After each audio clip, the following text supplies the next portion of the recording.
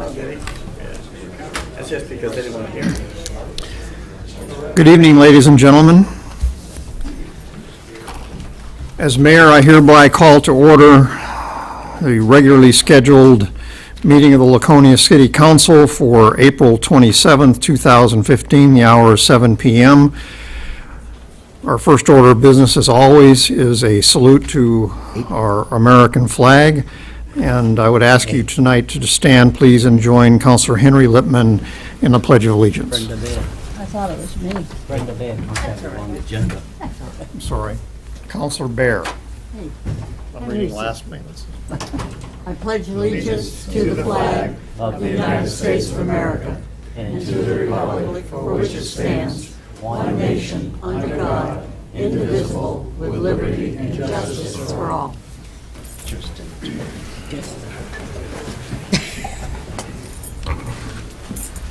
Mayor doesn't know what he's reading here tonight. I'm reading the minutes of the last meeting as opposed to tonight's meeting. So for the record, this is May 11th, not April 27th. Motion to adjourn. And for the record, that was Councilor Brenda Bear leading us in the Pledge of Allegiance to the flag. Will the clerk please call the roll? Councilor Doyle. Here. Councilor Bound. Here. Councilor Littman. Here. Councilor Bear. Present. Councilor Hamel. Here. Councilor Baldwin. Here. Presiding Mayor Edward England. Present. Let the record show that we have all 6 councilors present tonight, and a quorum is established. And also note for the record that we are joined at the council table tonight by City Clerk Mary Reynolds, City Manager Scott Myers, and Finance Director Donna Woodeman. First order of regular business is the aforementioned minutes before us from April 27th, at which Councilor Littman did lead the salute to the flag. A motion would be in order to adopt the minutes of April 27th as submitted. So moved. Moved by Councilor Bolduc, second by Councilor Hamel. Any discussion of the minutes of April 27th? All those in favor of adopting those minutes, please raise a hand. Aye. Vote is 6-0, and those minutes are adopted.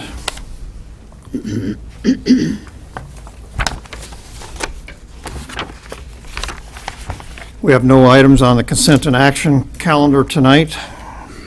So our next order of business is citizen comments for matters not on tonight's agenda. This is the point of the agenda where we welcome comment to the council on any item that is not anywhere on tonight's agenda, not on tonight's agenda. Is there anyone who wishes to speak to the council?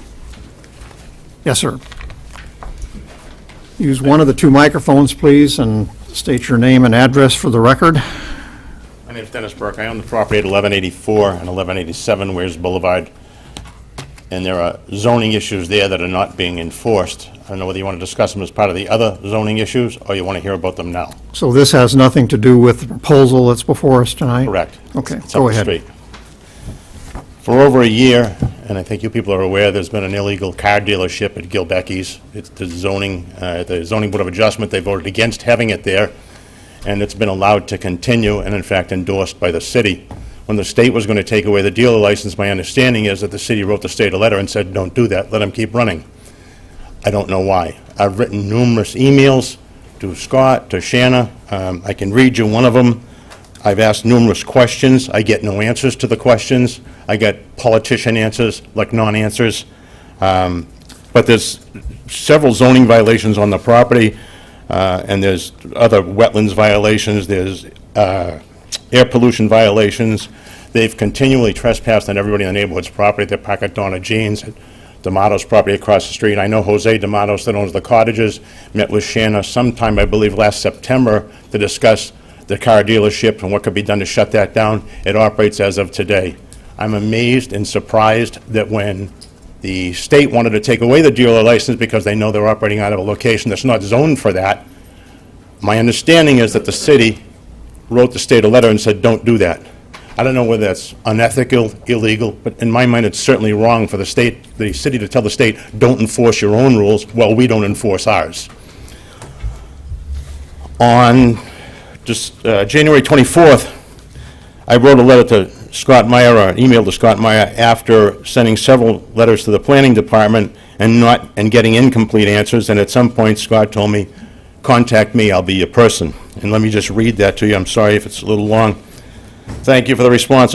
As Shanna has done, despite 3 emails and 2 messages over the last 2 weeks, you've not responded to my question about the residential property at 518 Weirs Boulevard, which is another piece of property up the street owned by the Gilbeckis. Why are they being allowed to keep 3 unregistered vehicles and a commercial trailer on the property? The city's had pictures of the violations for over 3 weeks. Why can't I get a response or an answer to whether a violation notice has been sent out? When the jet ski rental business on my property put up a sign, I was immediately notified it was a zoning violation and the tenant needed a sign permit. It was not a zoning violation, and they got a sign permit within 24 hours. The city's had full knowledge of the Gilbeckis' illegal used car business since the summer of 2014. Why has the city chosen to look the other way rather than enforce the requirements and issue fines? Why has this issue been treated differently? If your response is that you are gathering facts and building a case, what steps has the city taken to gather any evidence and build a case? Has the city conducted any investigation at all? I was told at some point in time that the city was going to meet with Jim Sawyer, the prosecutor, in December of 2014. Then I understood that meeting got put off. This is after this started in the summer of 2014. I asked why was there no meeting with Jim Sawyer until December 2014, despite the fact that at the time the business had been running for over 9 months. If it was really the city's intention to build a case, shouldn't that meeting have taken place long before that?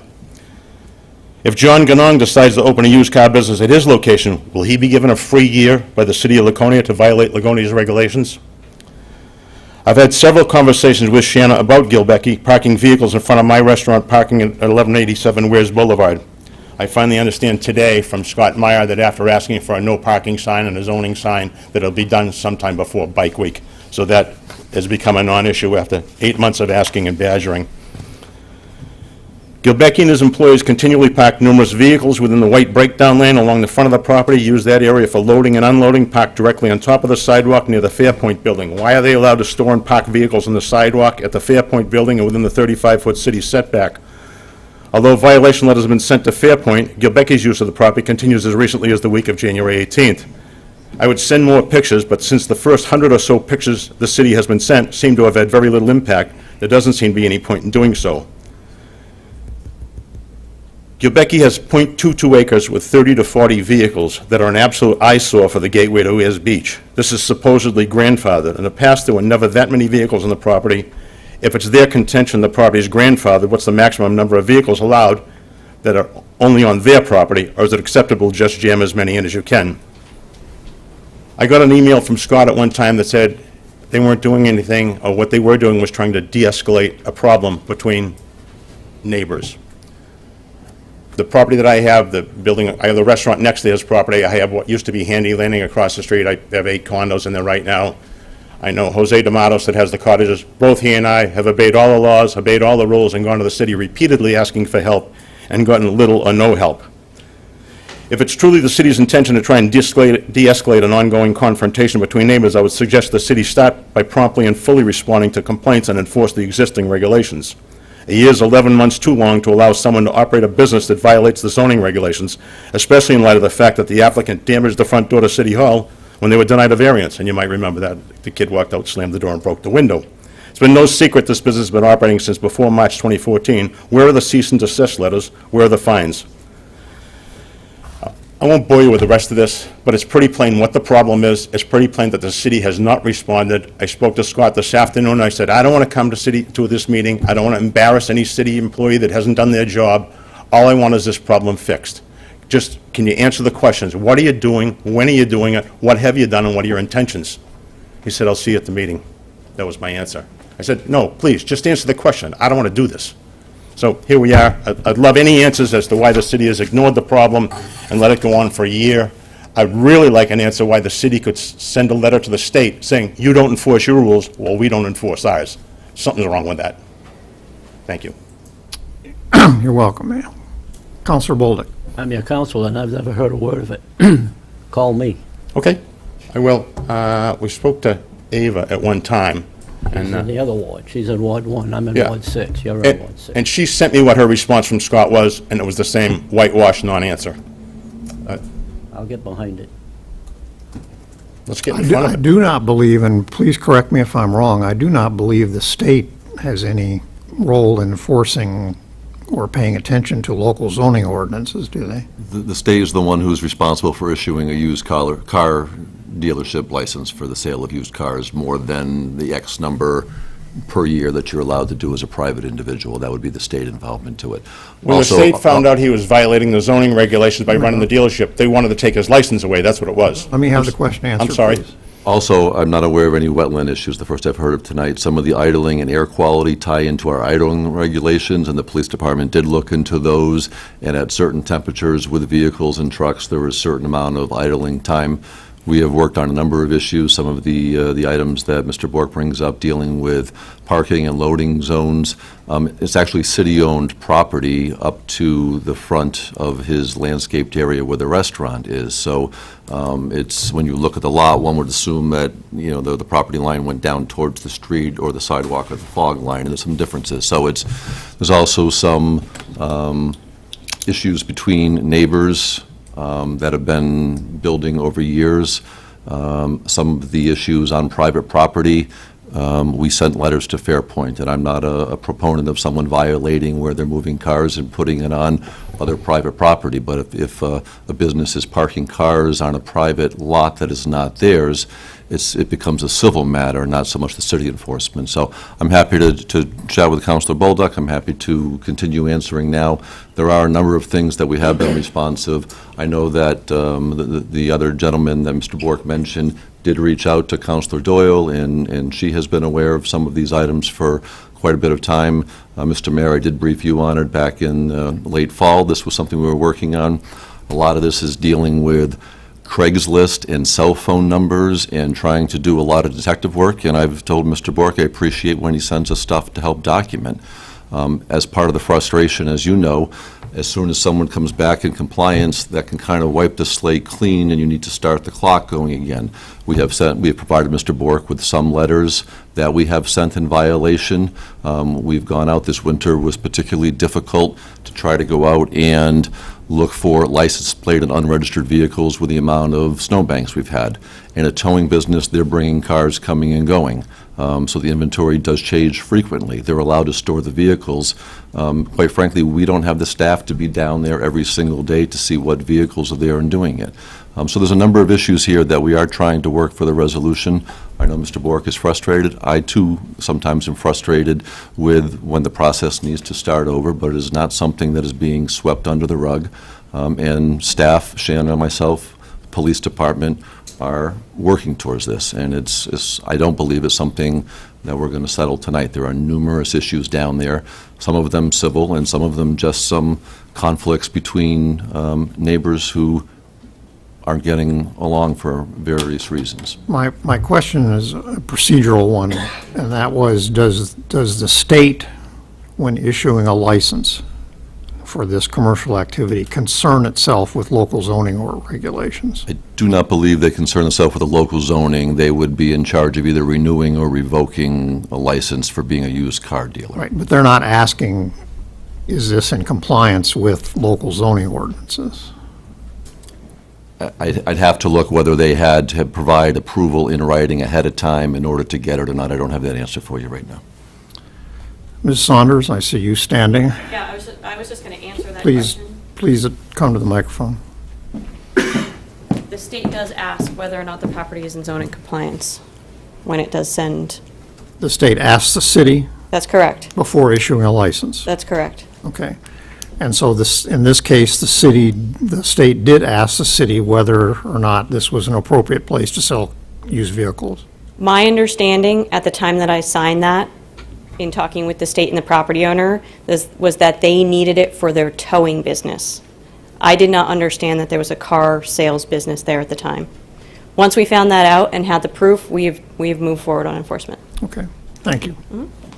Let Yes, me sir. correct some of the misinformation you just got. First of all, the police department can't enforce the idling regulations. They won't. I've talked to Captain, I can't think of his name off the top of my head, but he said they can't enforce them. It's a state idling regulation. They cannot. It's on private property. You can let your vehicle run all day.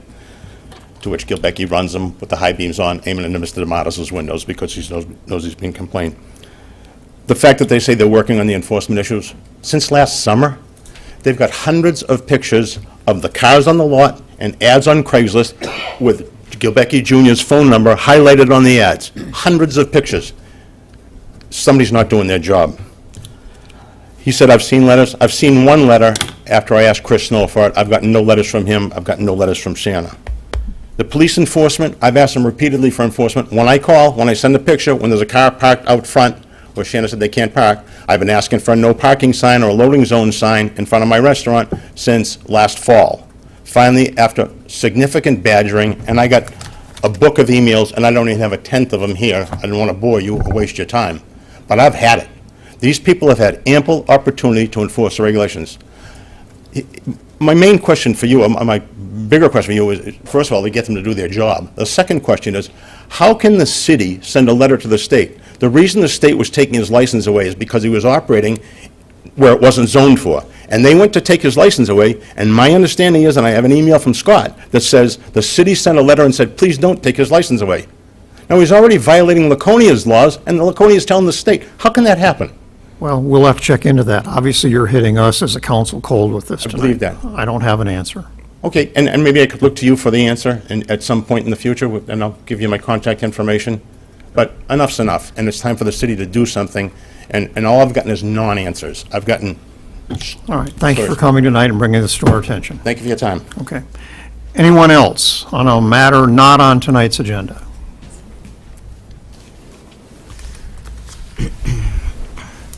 Okay, we don't have any interviews tonight. Communications, I believe we have a communication that Councilor Hamel is going to address.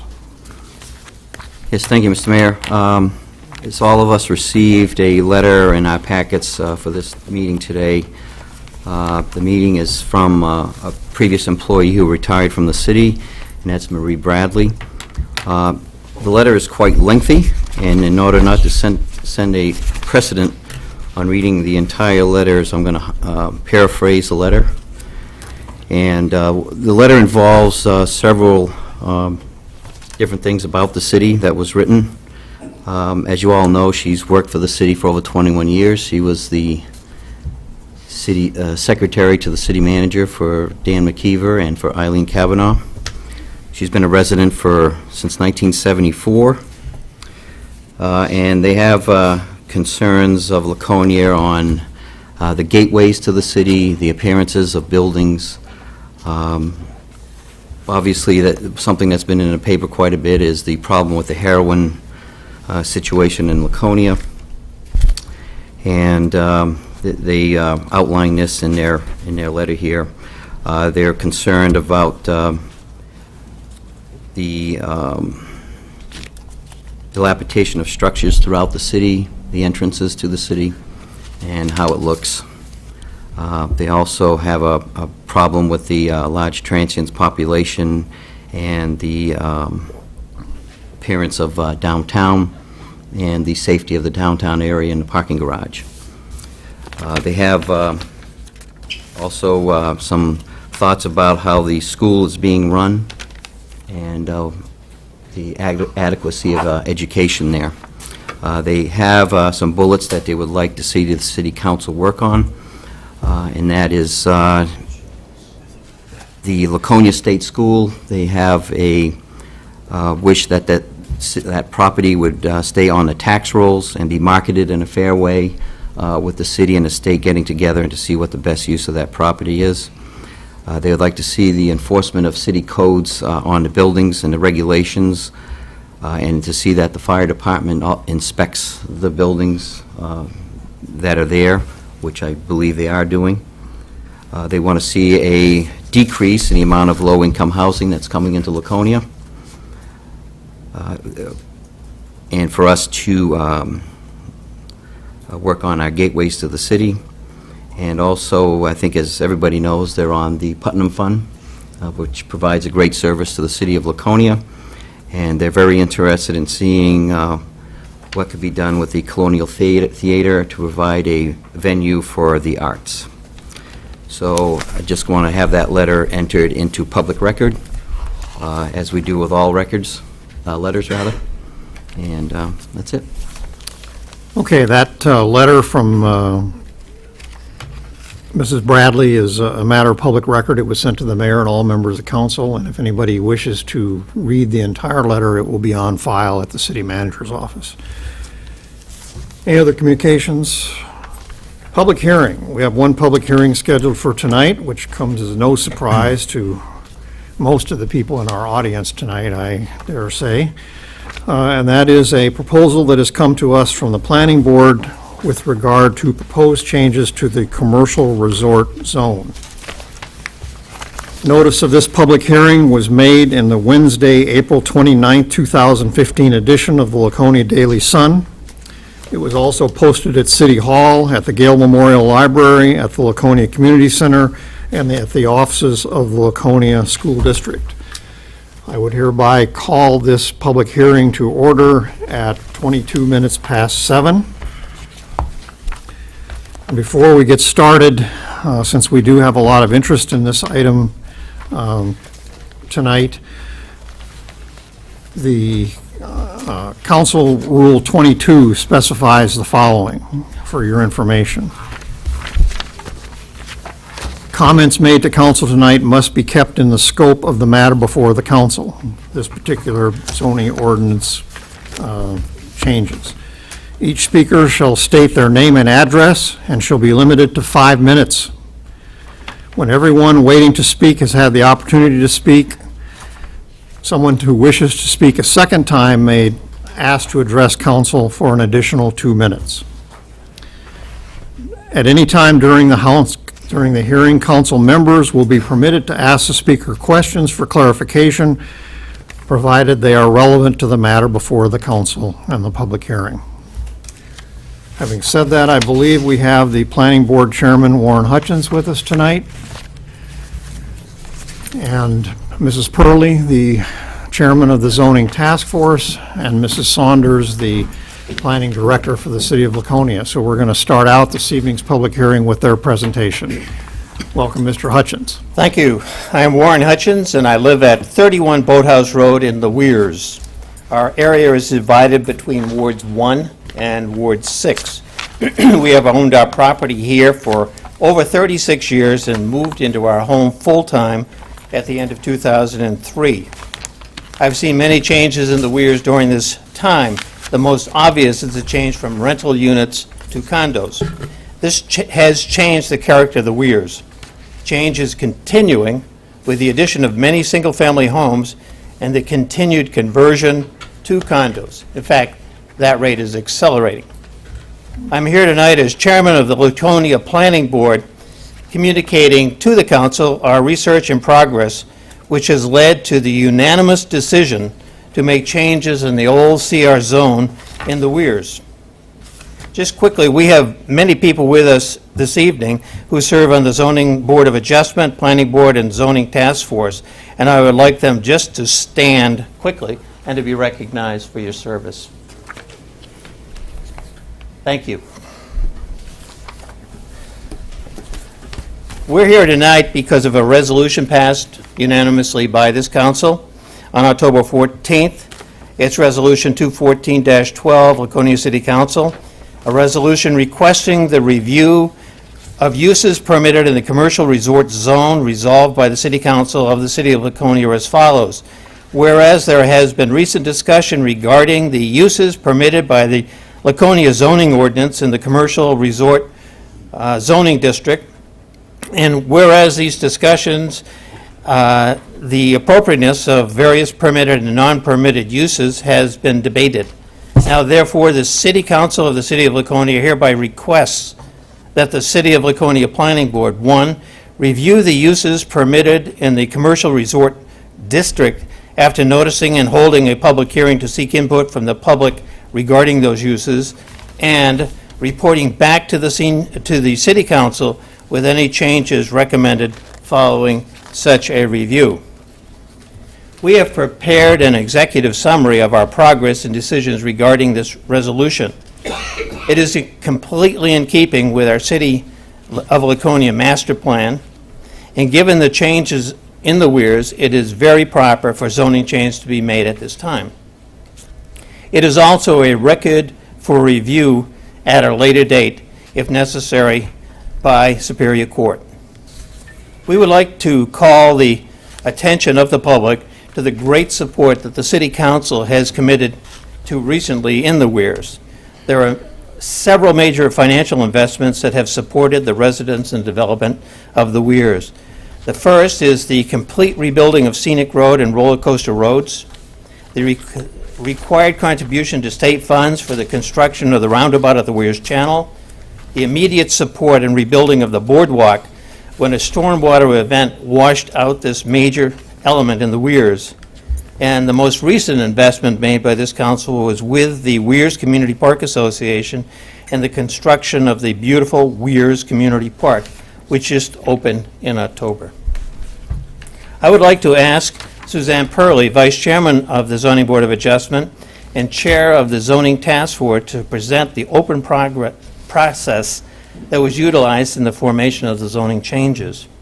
After Suzanne Purley review for you of our progress, then we would like to ask our Director of Planning, Ms. Shanna Saunders, to review the specifics of the Planning Board's approved changes that are brought before this council for final adoption.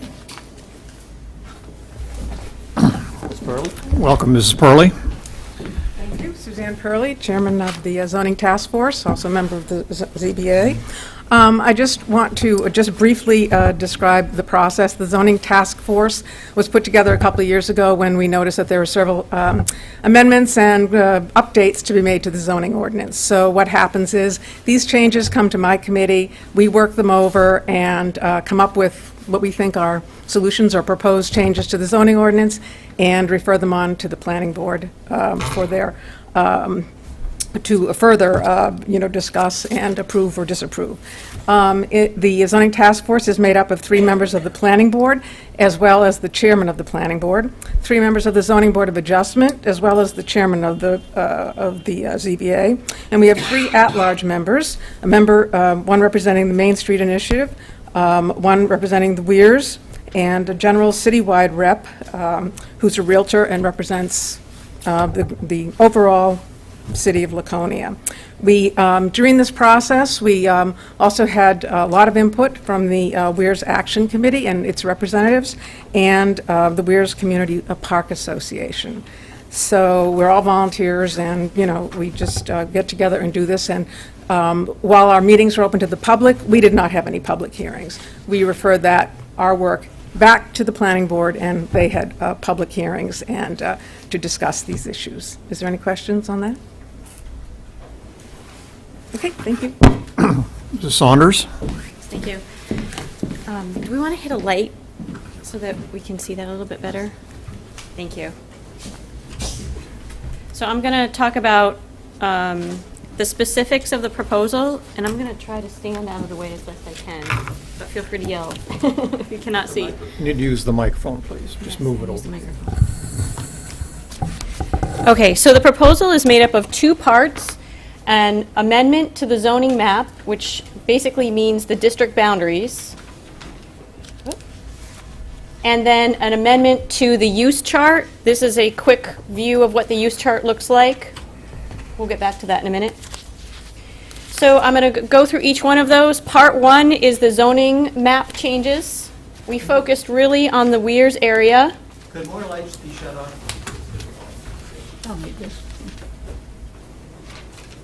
So we looked at, and I'm sorry the colors don't show up here very well, we looked at the CR zone. It's a light blue zone. It blends into the water. I apologize for that. But we also had to look at how that also dealt with and melded with the adjoining zones, which included shorefront residential, rural residential, and commercial zones.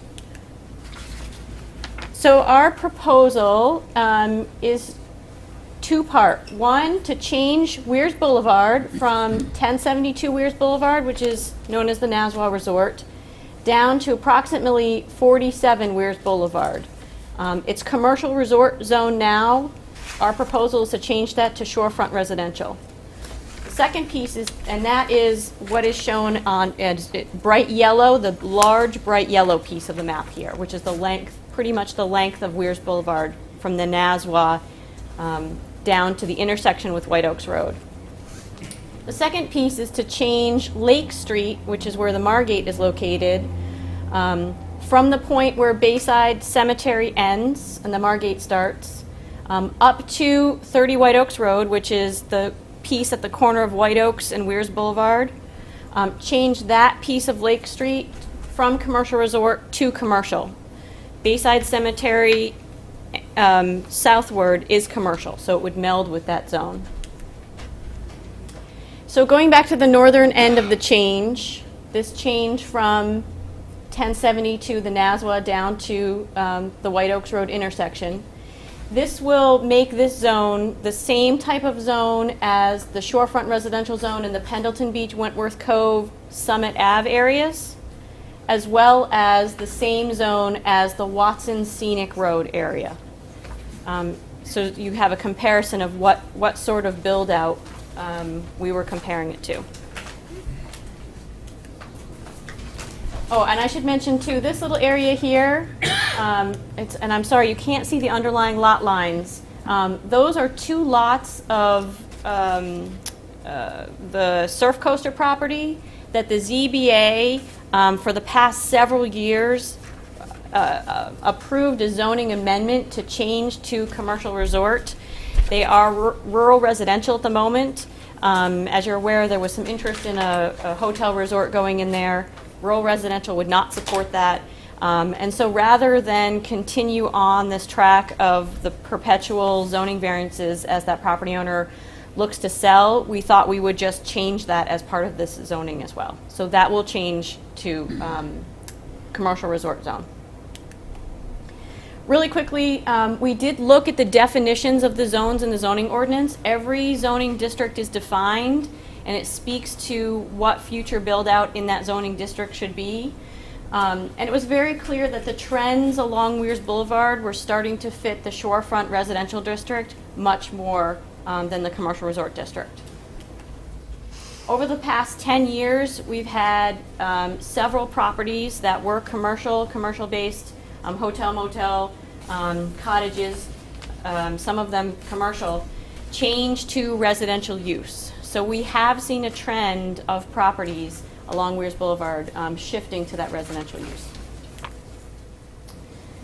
The second piece is on the south end of Weirs Boulevard, and this is the change from along Lake Street to commercial. And again, I apologize for the colors on this. The dark red zone is what we are changing. It abuts the cemetery. You can see that kind of grid-like series of streets all the way down Weirs Boulevard, and I only included the map down to Lakeport, but if you look at the zoning map, is commercial. So this really just makes Down Union Avenue. I'm sorry, down Union Ave, yes. It makes that commercial zone just a little bit larger by including in these 4 or 5 more properties. Here's a close-up of those properties. And just to identify them, there are several that are owned by the Margate, the folks at the Margate. There's the Eastern Shore condos. There are 2 single-family residential here. This is a commercial property, and then this is a small residential property. So those are the number of properties down in the southern end that would change to commercial. And again, from the cemetery south all the way down Union Ave is commercial as well. So it would really just add right to that zone. And again, you know, we looked at these definitions and we looked at, you know, whether changing this would fit the definition of commercial if we took it out of commercial resort. And we really felt it did. You can see here in the commercial resort, you know, that a lot of those uses already fit into that. What we did not want to do was leave this little pocket of commercial resort property very separate and distinct from the commercial core, commercial resort core of Lakeside Ave and Endicott North and that area. And so we really felt that we needed to do something with this area and not just leave it kind of a bubble of 4 or 5 properties of commercial resort.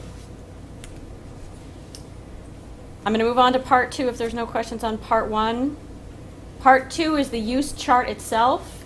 The Zoning Task Force, the Planning Board looked at the entire use chart. The chart is 8 pages. There's 127 total uses. It's broken down by category. You can see here on this little snippet we've got residential uses and residential accessory uses. There are separate categories, and you can see that in your handout. Most of those uses, if not all of them, are defined as well. So we were able to look and see what each of those uses really entails.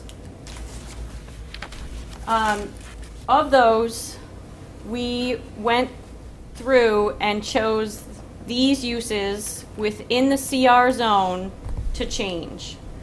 So within that remaining CR zone, we felt that these did not fit what we wanted that core commercial resort zone build out to look like. Accessory apartments, which are less than 400 square feet, not permitted. We felt permitting them by conditional use permit before the planning board was fine. Storage of travel trailers, campers, and boats, which was a permitted use by right, we felt needed a special exception before the ZBA. A bed and breakfast, which was permitted by conditional use before the planning board, we thought would be permitted by right.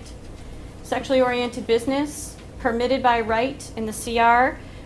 We felt that it be not permitted in the CR. However, we looked at this use across all zones and thought that it should be permitted by special exception in the C zone.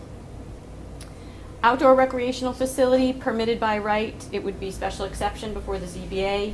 Indoor self-storage, permitted by right in the CR zone, we thought that would be not permitted. Car wash detailing permitted, we felt it would be permitted by special exception before the ZBA. Vehicle dealership, sales and service, permitted by special exception, we thought that should not be permitted in the commercial resort zone. And agriculture, including livestock, permitted by right in Weirs, we thought by special exception before the ZBA. What I did then, because of course we were changing properties based on the geographic changes to the zoning map, some properties would be shifting from one use to another, was I put together a list. This is not an extensive list. I started to do an extensive list on this particular slide. It would not fit, even with 3 columns. But these are some of the more major uses that would no longer be permitted in that Weirs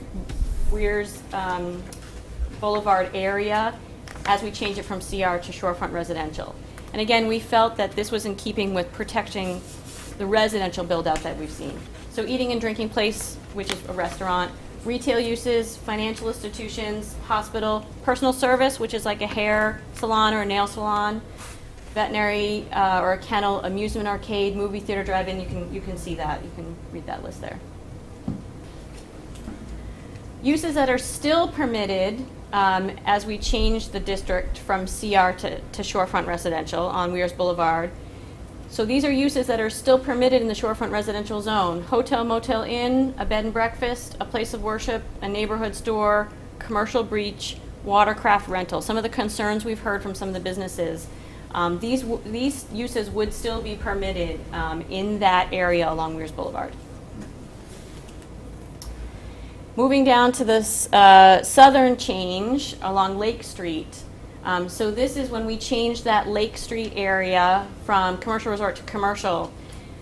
Uses that will no longer be permitted, multifamily dwellings, campgrounds, and commercial beaches. There were really not a lot of uses that would not be permitted in this change.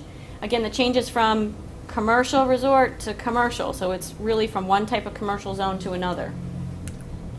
Can you back up to that one again? Yes. So these are permitted in the CR zone now, but would not be permitted in the commercial zone. So would the beach at the Margate be non-permitted now? Is that a commercial beach? It would be a grandfathered situation. No, actually, no, that would not be. I'm sorry. A commercial beach would be, I can look up the definition, but I believe that that is more open to the public for pay, whereas the beach at the Margate is more of an accessory to the hotel use. It's only its private citizens can go there. I'll double check that in my zoning ordinance. Yes? If there's a piece of property there that's vacant or old building that's on it, and it could be torn down and a condo unit of some type could be built, would that be permitted in the commercial zone? I can double check. So, Because you're saying multifamily dwellings is not permitted in the commercial zone up there. right.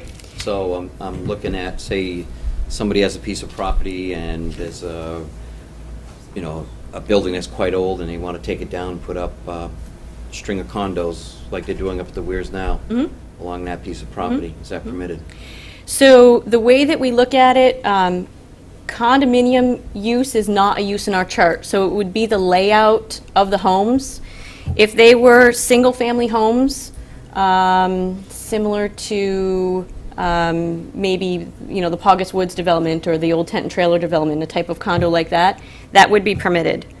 If they were duplexes, like what is being built at the Christmas Island Motel, that would be permitted. What would not be permitted would be 3 units or more clusters all in one building.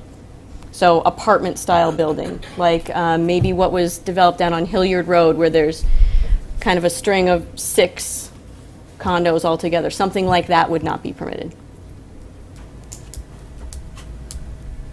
So let me clarify that.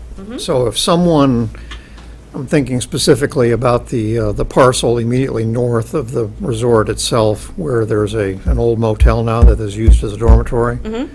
If someone wanted to build a complex there that had retail shops of some kind on the first, second floors or whatever, and a condo tower above that, that would not be permitted? That would be permitted. It would be permitted. And that's a whole separate use from what Councilor Hamel was asking. That's a mixed business and residential. That would be permitted. What wouldn't be would be blocks of houses all in one structure. So as long as it had a commercial aspect to it, it would be permitted.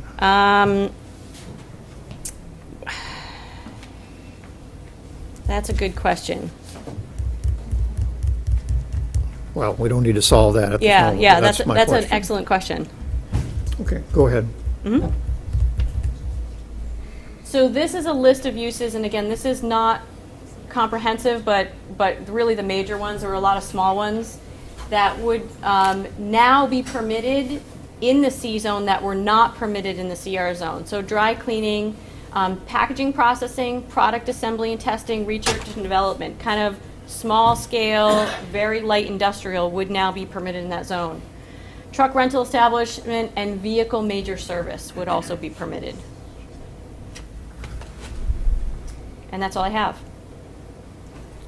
Okay, questions of Mrs. Saunders or the first 2 speakers before we move to, what was that? Before we move to public input? A question I would have is, what was the rationale used for drawing the northern boundary of the new shorefront residential district on the immediate southern boundary of the Nassau Resort? I think what we did was we looked at the build-out of Weirs Boulevard, and that was the line where we felt commercial development was north of that and residential development was south of that. So immediately adjacent to the Nassau as you go south are residential developments. And so we felt that that was really that boundary between... But there still is commercial development further south than that. There is, yep.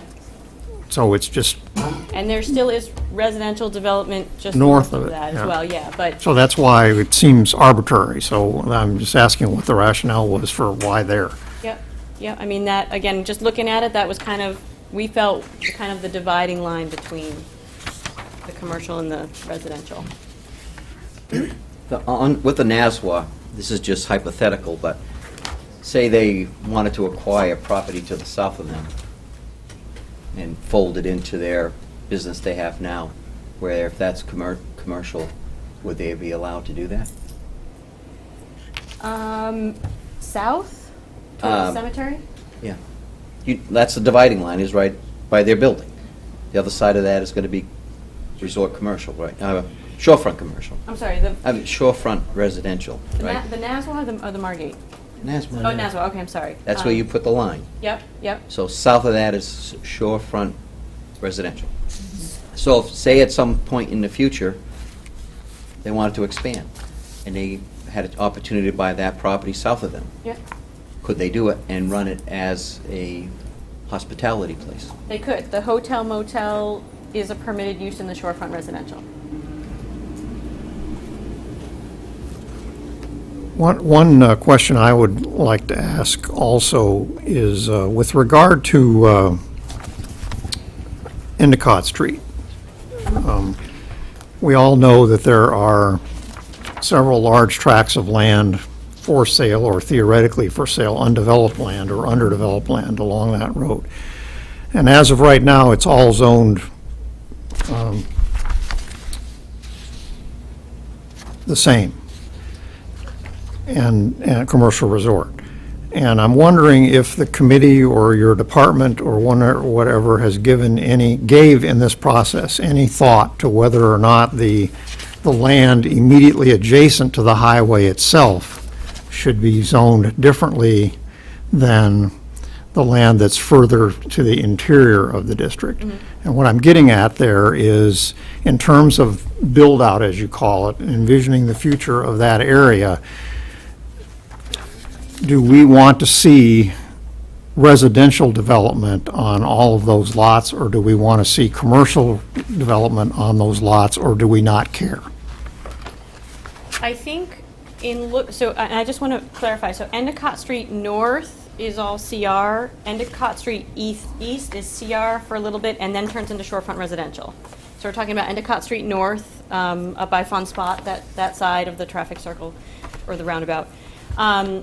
I think that we felt that although there was that commercial, that really tight village commercial core of Lakeside Ave, there was a loop from Lakeside Ave down Scenic, up Watson, that had the potential for that mix of residential and commercial, and then coming back down Endicott, so that both uses could work there because of that road network. Does that answer your question? I'm thinking it doesn't. No.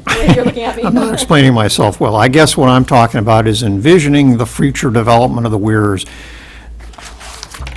Right now, it's first come, first served in terms of whatever is permitted. Whether it's residential or commercial. Correct. In the commercial. So theoretically, tomorrow, a residential developer could come in and buy up all that land, the Yep. drive-in, you name it, and it would strictly be residential, residential, residential. Yep. And my question is that what we want? And should that be encouraged? Or did you look at other, whether that's, Yeah, yeah. I mean, that seems to be, and you've pointed to that yourself, the direction, most recent development in that section of the city has been residential development. And do we, in effect, want to limit it to that by saying it's basically first come, first served, whoever, I mean, we know there have been residential developments up and down that street, and the potential there is for the total build-out of that area with housing as opposed to commercial. So I think the one key thing about the commercial resort zone is that it allows for a mix of both residential and commercial. Whereas if you look at, say, the commercial zone, that really tries to push the commercial only aspect of it. And with planning trends, making communities more walkable, and kind of integrating people's commercial needs with the residential, the neighborhood stores, and the entertainment and things like that, we did feel that a mix of residential and commercial was appropriate for the Weirs.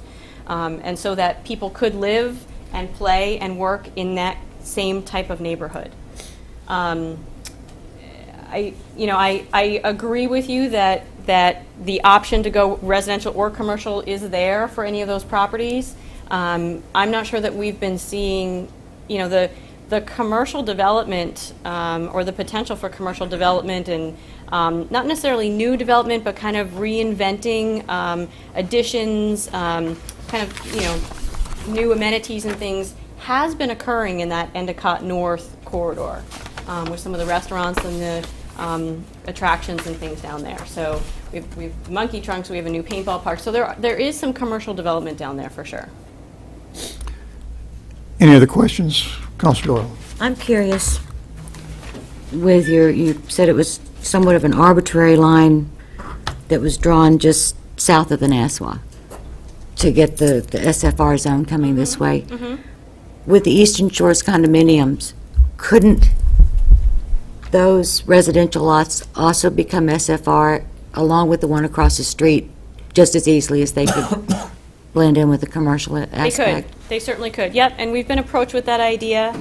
You know, again, our thought was kind of, once you get to that intersection and kind of open up to the drive down Weirs Boulevard, that was the distinct line between the commercial and residential. But we certainly could be Because favorable to that. just from driving down there tonight, for instance, and looking at that, at least the lakeside really appears to be more residential than in that particular area than anything else. I mean, I don't recall there ever being, I wasn't here when Eastern Shores was a cottage anything but, colony. It was yeah. always a condo, and that's been 23 years. Yeah, yeah. Yeah, I mean, that's certainly something we could look into. Yep. So this is not set in stone. You're open for suggestions. No, absolutely. You know, I'm thrilled to see the turnout that we have here tonight. The planning board did have a public hearing. We had maybe 5 or 6 individuals. So, you know, the more input that we can get from the residents that live here about what we're trying to do for you, the better proposal we can have. So, Councilor Hamel. The Margate now is what, commercial resort? correct, And you're going to change that to commercial. correct.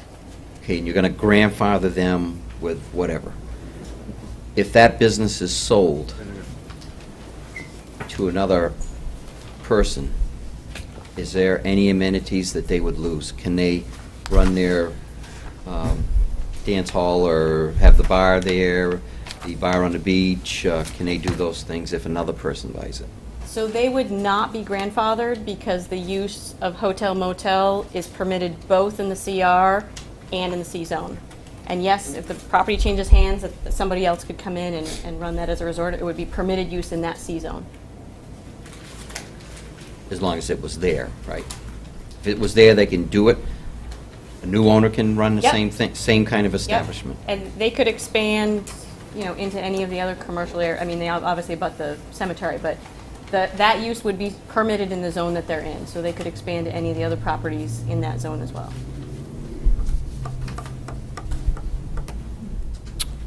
Okay, thank you. Yep, one more quick clarification. You had asked about the commercial beach. The commercial beach is open to the general public, so the Margate Beach is an accessory beach and would not be a commercial beach, as was presented.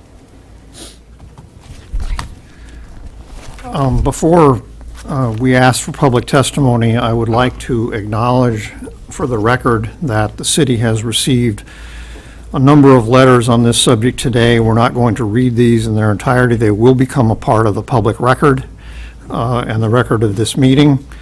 And if any of those people who wrote these letters are here tonight, this does not preclude them from speaking here tonight as well. But we have written correspondence from a number of people, and I will read the names. Fred Clausen, Colleen Boucher, Candace Garabedinian, I apologize if I butchered that, John Bellinger, Joseph Fortunato, Raymond and Lisa Schleier, and I think Krista Goodyear. And I believe that all of these people are property owners in the Eastern Shore condominium project, and for the record, all of them are objecting to the redesignation of the land that condo project sits on Lake Street from the current commercial resort to the proposed shorefront residential. So for the record, again, these letters are all a part of the public record of this meeting. With that, who would like to go first? Yes, sir. Please name and address and... My name is Les Schuster. I live at 808 Weirs Boulevard in the affected zone. I own and operate the Lazy Motor Inn. I also own 3 other hotels in the area, one Lakeside Getaway down in Weirs Beach. I own and operate the Bear Tree Lodge in Meredith and the Gunstock Inn and Resort in Guilford. Here from 2 perspectives. One, I absolutely object to this because I've been paying taxes for 15 years with the plan that I could do what I could based on the zoning I paid for. Now you're talking about changing it. Having bought the Gunstock Inn, I know now the benefit of having a restaurant on site. I might consider do that at the Lazy with maybe the property that I own next door. And now you're going to tell me I can't? doesn't make sense to me. So yes, I am incited, aggravated, frustrated. As a citizen of Laconia, I take larger exception to this and also other trends.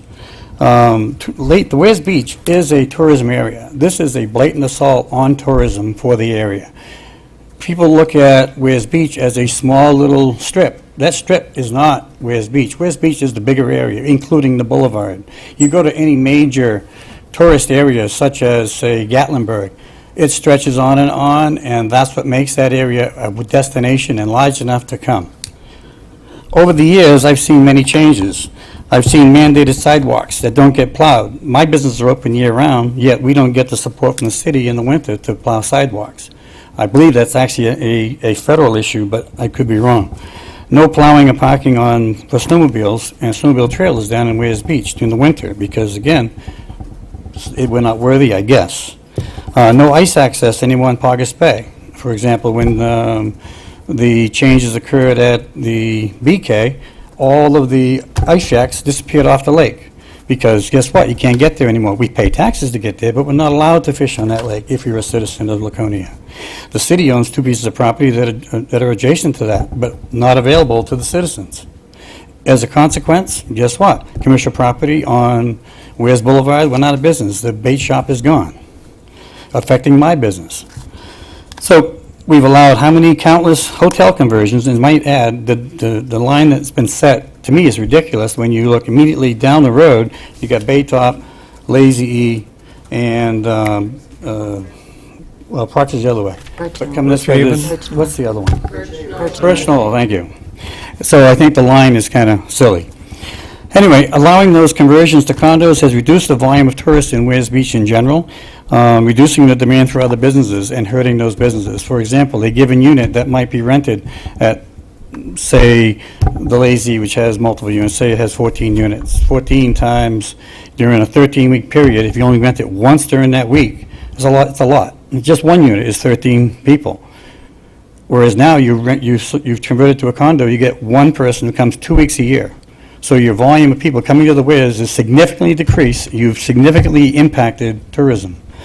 But again, it doesn't make sense. How the planning department can improve that is beyond me. Moving away from commercial, when the entire area has been tourism from, I mean, I've always remembered it being, I mean, it used to continue the tourism aspect right down to Shaw's, now the banana and all that other stuff, you know, and now we're trying to push it away completely to make, what, more houses that block the view, taking away any aspect the citizens of Laconia have left of that lake? If you look at the changes that have been done, when you go to a condo, the fences go up and the views go away. Case in point, Christmas Island. How much of that they're going to see when that's done? Restaurants. You're eliminating restaurants now in this whole area. Restaurants are what create the draw. Granted, you're already eliminating the restaurants by reducing the demand by getting rid of the hotels. When Christmas Island was converted, you eliminated the only boat launch in Laconia. So now our citizens do not even have access by boat to the lake. Yet there was no proposed solution, even though it's been discussed. We have this piece of land right on Wares Boulevard, but where's the city with the support for that? Where's the replacement for the access by BK? Bike Week. Like it or not, the city is actively killing Bike Week, whether it be fees, whatever. The police presence every year is lower and lower volume. People are moving out of the Wares. They still come, but they stay in a different town and spend their money in a different town. Well, both water slides in the 15 years that I've been here have gone away. Okay? Why have they gone away? Because of the continued assault on tourism. So, Laconia's lifeblood is tourism, the biggest employer. Do we care? I would think so. I would think the biggest reason to move to Laconia is Wares Beach. Other than that, I don't. What is there in Laconia? There's no real work. It's tourism. So, task force has suggested on that. I'm not there yet, and I'm almost done, but I'm not there yet. Go ahead. The task force includes David Doyle and includes Joe Driscoll. both of which have businesses down in Wears Beach that would benefit if this is done. Because now we're going to move the focus down there. Doesn't make sense, seems like a conflict of interest. I'm not on the task force. Okay, well, maybe I read something wrong. You still shouldn't vote for it, because you have a conflict of interest. Okay, let's, All right, rezoning, in my opinion, should be opened up to more. For example, there's a piece of land that's across from Christmas Island, very large parcel. Wonderful place for some sort of commercial development that is tourism-oriented. Why aren't we doing something with that? Why do we need more condos and more absentee voters? Proposed change is a mistake for Wears Beach. We need more commercial attractions, and we need zoning that's appropriate for that. This, in my opinion, significantly impacts anybody that bought property on that strip and significantly devalues their property, which I don't believe is legal, but apparently it might be in this town. So, as from a citizen perspective, we want our lake back, we want our access back, and we don't want more condos built in front of the view. Thank you. thank you. Can I ask him a question? Oh, sorry, we have a question here from Councilor Hamel. Did you attend the public meeting of the planning board? I recently bought the Gunstock Inn about a little over a year and a half ago. I've been busy, because I'm busy trying to pay my taxes. I don't have time to do all the reading that I guess I should to protect myself, so no, I did not. Thank you. I came here tonight because I was told about it, and obviously, when I heard, I'm here. Mr. Richards?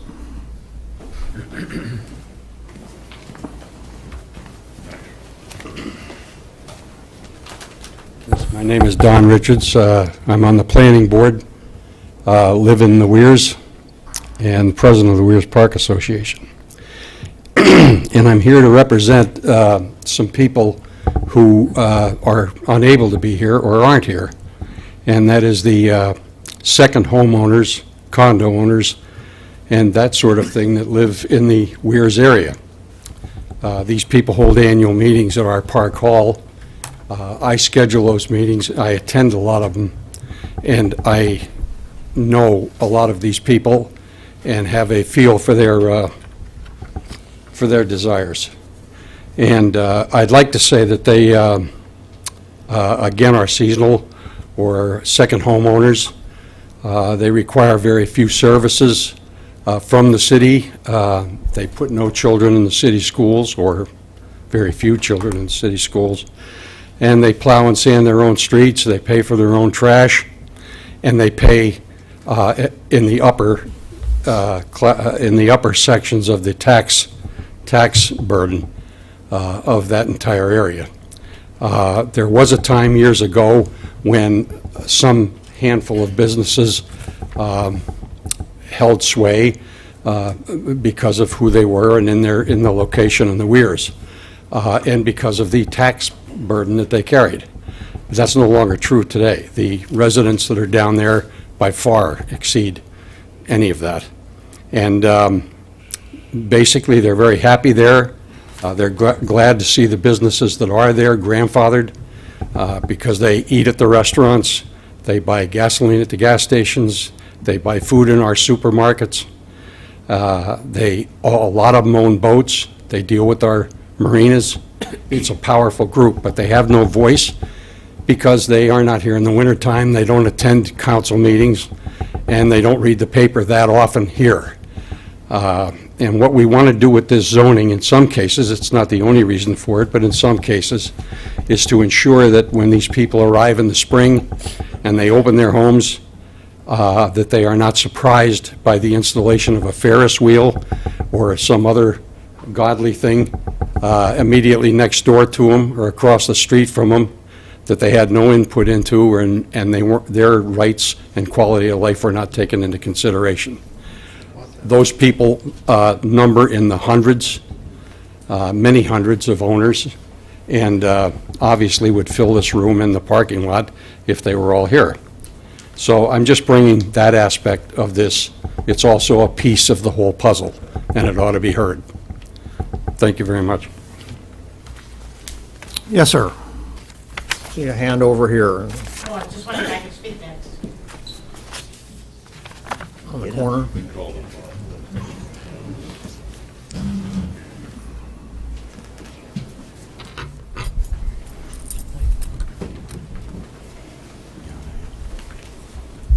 I'm Mary Hutchins, and I live in the Weirs. And you probably remember I spoke to you when the last thing came up about the Weirs. But the Weirs, I really object to what he was saying about how it's changed. Is there was nothing to do with zoning that changed all those cottage colonies to condos. They were the owners of them that made a lot of money doing that. Most of us wish they were never allowed to do that because it killed the Weirs. And, you know, it was a great family area, and you get down to Weirs Beach, and it was used and great. And that has cut our economy tremendously. But everything that they've done in the zoning, I mean, I drive up and down that almost every day, and it exactly typifies what's there. Eastern Shores, I mean, I don't know how many units they have. It must be 40 or 50. They're not going to get 50 people to agree to sell the whole place to change it. I mean, it's residential. All of those places are the cottage colonies.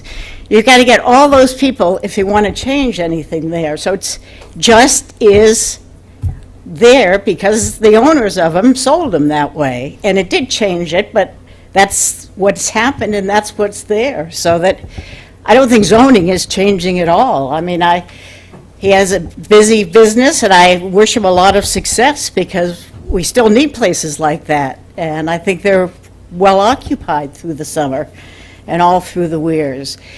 But years ago, 10 years or so ago, when I was on the Conservation Commission, it was very frustrating dealing with things in the Weirs because it had such a screwy zoning things. I mean, it was just mixed, matched, and, you know, different rules for different people.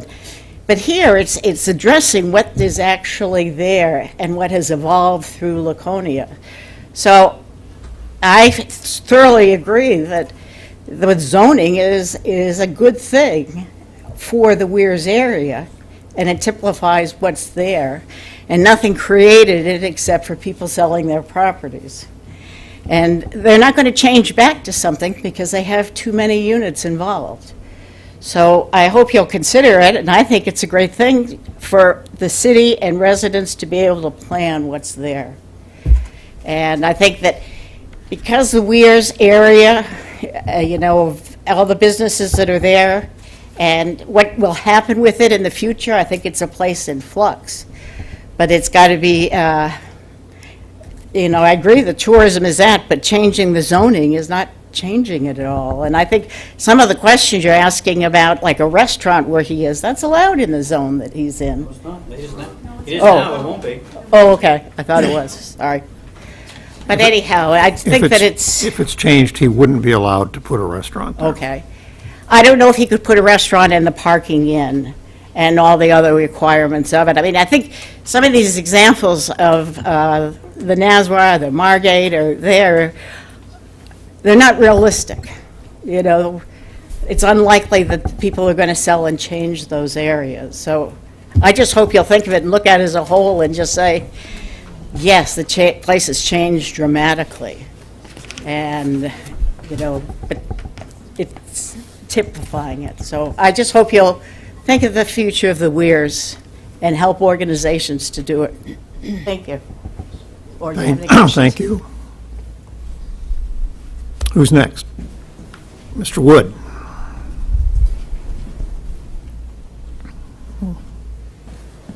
Thank you, Mr. Mayor, councilors. Patrick Wood. I live in Laconia on Shore Drive. I just have a few specific comments about the changes that are being proposed in the district. One of the proposed changes for the CR district, or the new SFR district from the CR, is that a combined dwelling unit and business would not be permitted. Now, there still are some cottage colonies that exist there, and I'm not sure where the Lazy E owner lives, but we know that other people live on their property in the summertime, and they come up there and they run their cottage colony. That would not be a permitted use in the SFR zone. So any attempt to modify or change that to have a combined dwelling and business would no longer be possible. One of the other changes is that you can't have an accessory apartment in an SFR zone. Now, I think along Weirs Boulevard, you have a lot of second homes. Some of them have already accessory apartments as part of that. I think we ought to consider whether that is a good thing to do in this particular area, eliminate that possibility of accessory apartments. I have a note here that eating and drinking places are not permitted in the SFR zone, and my thought, echoing what the owner of the Lazy E said, is that perhaps they should be permitted, but perhaps with a special exception or a conditional use permit. So we have some flexibility, especially in this area. One of the biggest concerns I had is accessory docks are not permitted. Much of the property along Weirs Boulevard is across the road from Weirs Boulevard from the lake, but they have docks on the other side. We want to make sure that nothing restricts or limits their right to those accessory docks.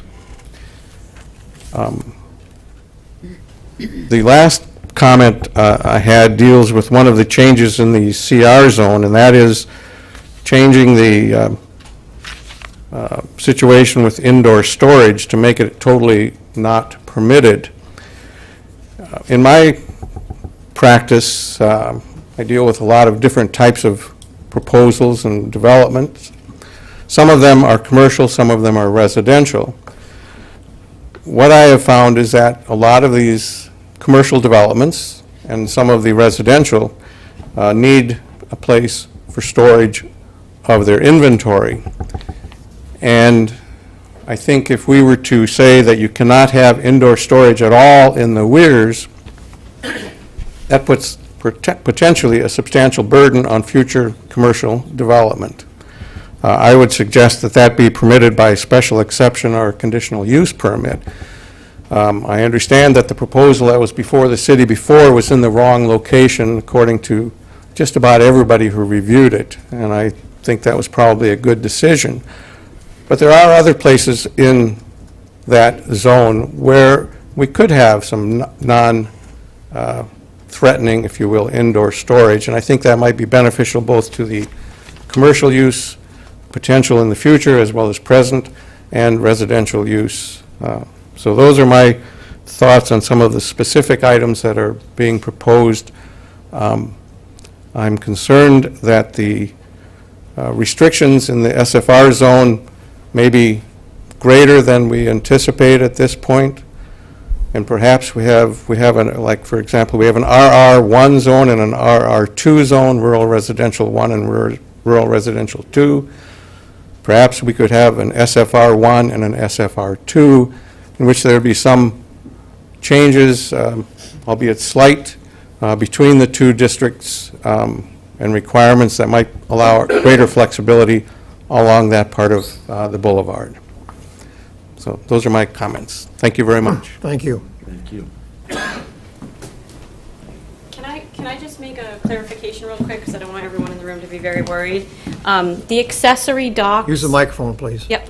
The accessory docks are for non-residential use, so it would not permit non-residential accessory docks, but all the residences up and down Weirs Boulevard would be permitted to have their residential docks. I just wanted to make that clarification. What about the hotels and others that are up That's in the right, other that would be side? non-residential, yeah. What about fishermen? Next up. Yes, sir.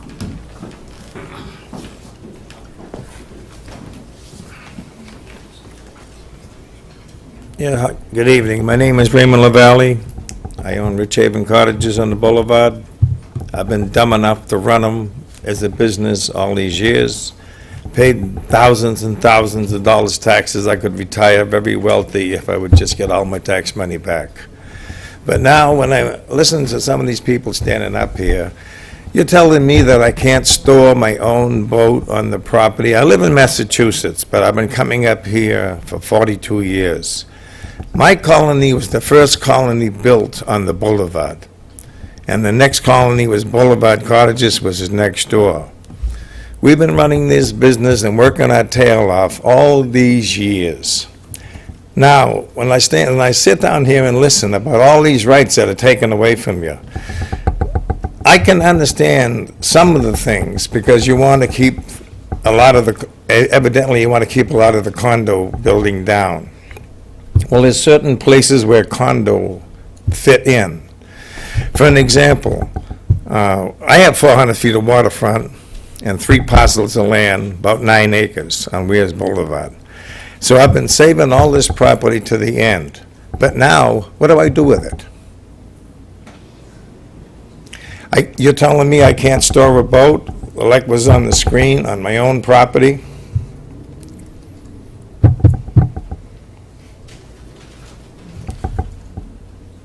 Excuse me. I can't store a boat on my own property, according to the screen? So I think the use... Use the microphone, please. Thank you for reminding me. Yeah. The boat storage use that I referred to is a commercial boat storage operation.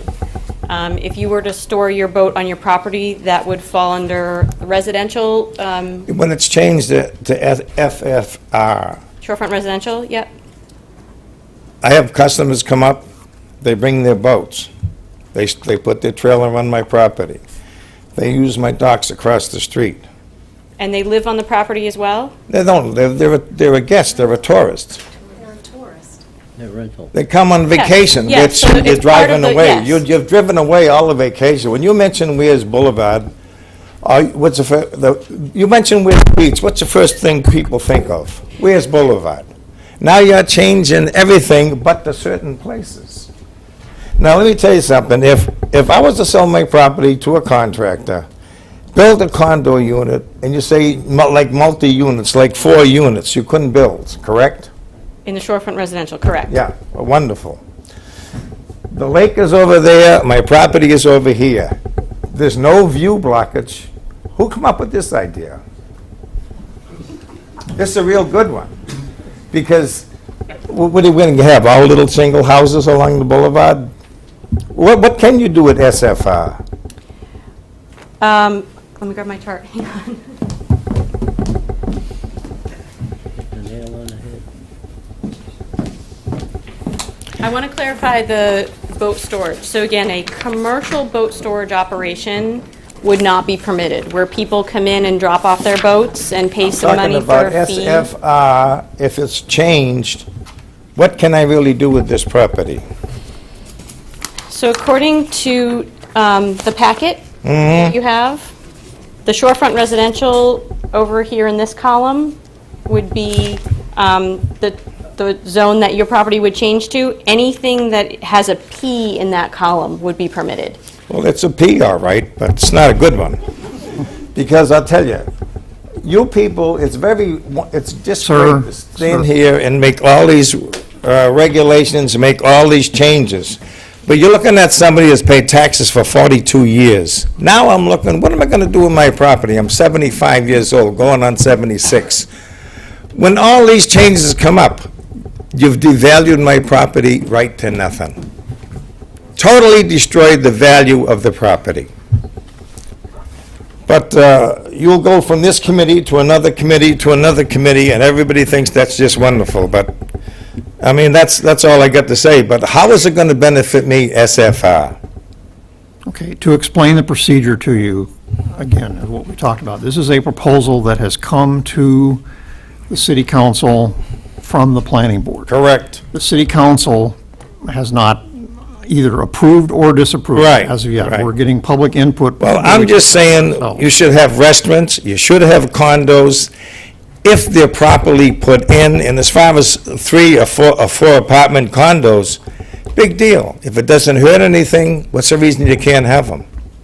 Restaurants, which we gotta have, when I first came here, we had a board on top, and on that board was all the little cottages and the keys for the cottages. So I said to my son, listen, when that board is all gone with all the keys, Christmas Island, thank God it's still there, because everybody knows, you mentioned Christmas Island Restaurant, it rings the bell.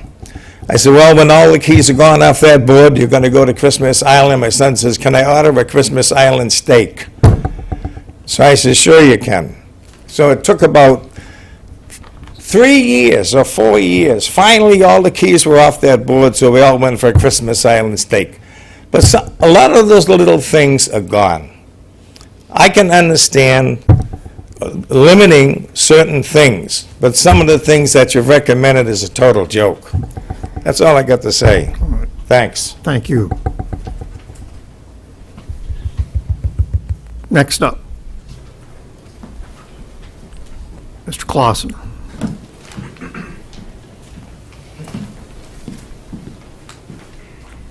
Fred Clausen, Fox Crossing Lane, Laconia, and we own one of the condo units at Eastern Shore. And you are correct, all the letters you got were from Eastern Shore owners. And we don't, the first I've heard tonight from Shanna was that they will consider putting Eastern Shore and some of the other residential properties in the shorefront residential. We would prefer a stay commercial resort, but being in shorefront residential is far better than being in commercial. So the letters you got were all prompted by the board of the Eastern Shore condo to make sure that we don't want to be in a commercial district. We were Swedish Village in the past. There are 22 owners there now, and almost everybody wants to stay residential. They do not want to be part of commercial. And I know you have all our letters. I won't go into the detail. And I did attend the meeting for the planning board and spoke up there, and prompted by a couple of people, Mr. Bounds, who suggested to come to a public hearing here, and thank you very much for doing that. Thank you. Anyone else? Yes, Mr. Fitzgerald.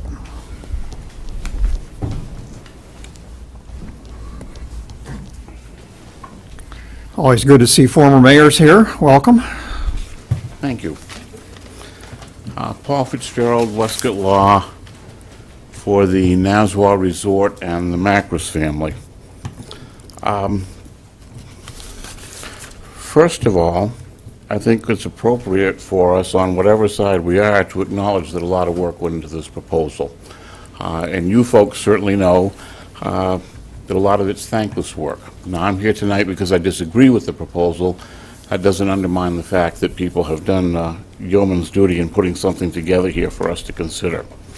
I was interested that one of the prior speakers indicated that they spoke for people who weren't here, and when they got here, they didn't come to meetings. They're also the second homeowners. A lot of them are not actual residents of the city. I'm representing a business and a family that's invested in over 8 decades in this city, providing employment, providing service to the hospitality industry, and helping the Weirs economic engine grow. One of the other speakers indicated that it wasn't real likely that any of these businesses would expand. Those of you who have been in the city for quite some time know that the Naswa was not always its current size. Some of you may be able to remember, as I can, when the Naswa was confined to the lakeside of the property only, with nothing across the street with the exception of the small gift shop, and it's now expanded significantly both to the north from the original property and in the easterly direction by going across the street, and it's not outlandish to think that they might expand again in the future. This proposal, as we look at it, would significantly hamper those expansion plans were they to bear fruit at some point in the future. There is certainly nothing inherently wrong with the commercial uses that are currently allowed on the boulevard that would be not permitted under this particular proposal. We have lived very well with restaurants on Weirs Boulevard for many years, including the Christmas Island facility, which is coming back to life in the near future, apparently, the Ganon facility itself, and many others that were up and down that strip, with no harm done. If you look at the other uses that are going to be forbidden, I really fail to see what negative impact they would have on any of the residential uses that are there. A branch bank, a small strip mall, professional services, laundry, a gas station. These are all things that we need either close to or in residential areas, and that are sprinkled around other residential areas of the city. And we would encourage you not to support this proposal because it impacts those as well. If there was talked before that the existing hotels and motels and so forth would be allowed to expand, but they couldn't always expand except as motels and hotels. If, for example, my client were to purchase property somewhere else in the area and wanted to put in an entertainment facility along the lines of a nightclub or something else, that wouldn't be allowed under this proposal. And again, I would ask you, if you look at the NASWA and the operation that's been conducted there and the way it's been conducted, what harm comes from that? Now, one of the answers to this can possibly be, well, the NASWA's not in the new zone. It's not going to be in the shorefront residential, but it's immediately adjacent to it. And if the NASWA attempts to have any new activities, bring any new facilities in, then one of the issues that will inevitably come up is that it's going to be immediately adjacent to a zone that has recently been rezoned, talking in the future, for residential, and that those aspects and those the concepts that support the residential zone need to be taken into account. That's going to have a negative impact on any expansion plans, not only in the zone, the new shorefront residential zone, but also in the existing zone that is left behind, starting with the NASWA property and then moving north. If any of these uses are discontinued for a period of time that are currently there, whether it be the ones at the old Paugus Bay Sporting Plaza or anything along those lines, then they will need to, if they want to expand or they want to change uses, they're going to have to go before the zoning board for a variance as an expansion of a non-conforming use.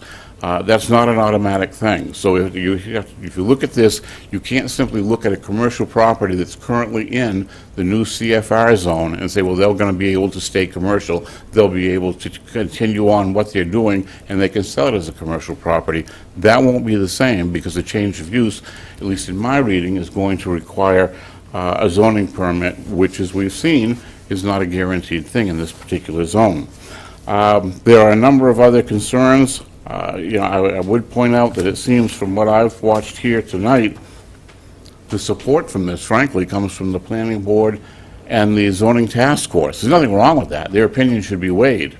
But there's not a groundswell of support from the community. And in fact, I think what you're seeing and listening to about the letters that were received and so forth is exactly opposite.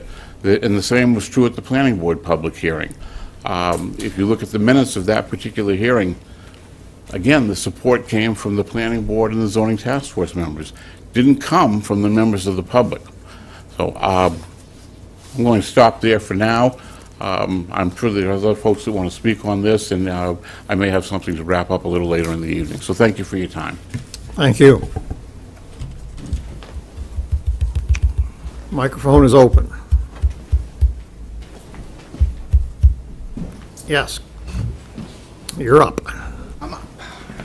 I'm not a big talker, so I'll be short and sweet. I'm Brett Loring from the Paradise Beach Club. My wife and I own the Paradise Beach Club.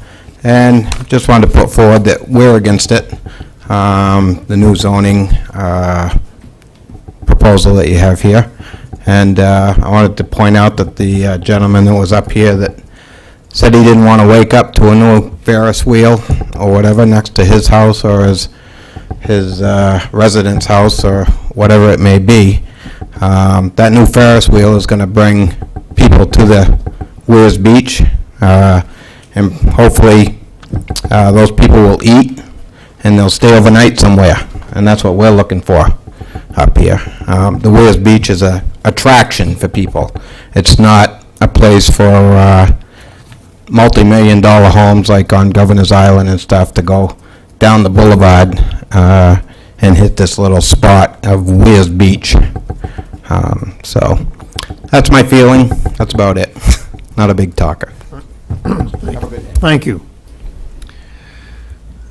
I see a hand in the back row. Mr. Felch. Hello, Tony Felch, live on North Street in Lakeport. I'm against this. I think the city of Laconia needs to be promoting business, and this definitely does not.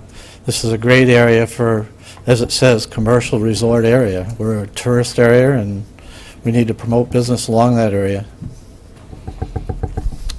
Thank you. Well, let's give it, wait a minute, sir. Let's give everybody else a shot here on the first time around. Mr. Driscoll?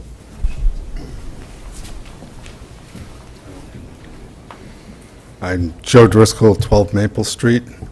It seems to me, particularly in listening to this, that there are several components to this.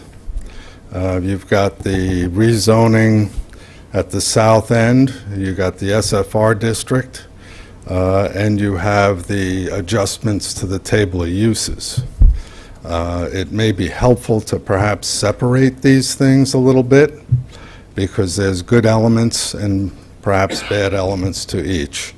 The thing I would speak to that would affect me personally would be, I'm very confused as to why the boat storage, or how to define boat storage. What is it? I have a legally registered vehicle on a trailer that's legally registered and I can no longer park it in my yard? I don't particularly understand that. I would support the people at the south end in saying that the commercial designation would include things, from what I just heard, such as a major vehicle maintenance facility. Now, this most likely would be impossible on that strip of land, being so close to the lake. The impact might be catastrophic if an oil tank let loose right there. I'm not saying anybody's planning on doing that, but it seems that I would have to agree with those folks down there that it would be better to remain commercial resort or be incorporated in the new zone. I'm very happy to hear that everybody is going to be taking into consideration the impacts on property values and what we can do with our properties. Certainly, many people are very concerned that after paying a lot of taxes at the end of the road, they're losing their rights. I think it's important to note when we have public hearings, though, that that's why we have them, is so that people can come and express themselves, and we arrive somehow at a beneficial situation to all our, through our mutual self-interests. So thank you for having this, and good luck. Thank you for coming. Mr. Mayor, do you want clarification on the boat storage issue? The difference between the commercial and the residential? Go ahead quickly, please. Yep, so just to clarify again, the boat storage that was spoken about tonight that would not be permitted in the SFR is a commercial boat storage operation? I'm in CR. Okay. CR and the residential accessory uses. So boat storage in the CR as a commercial operation, which is a facility which provides storage for watercraft and equipment not generally accessible on a regular basis by the general public. So a long-term, multi-season storage unit permitted by conditional use permit in the CR zone. I think what a lot of people are concerned about is boat storage of your boat on your property. That's a residential accessory use, completely separate, not part of the discussion tonight, not going to change.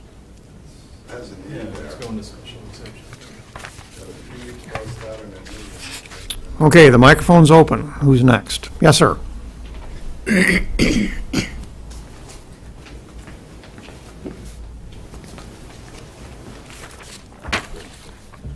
My name is Russ Poirier.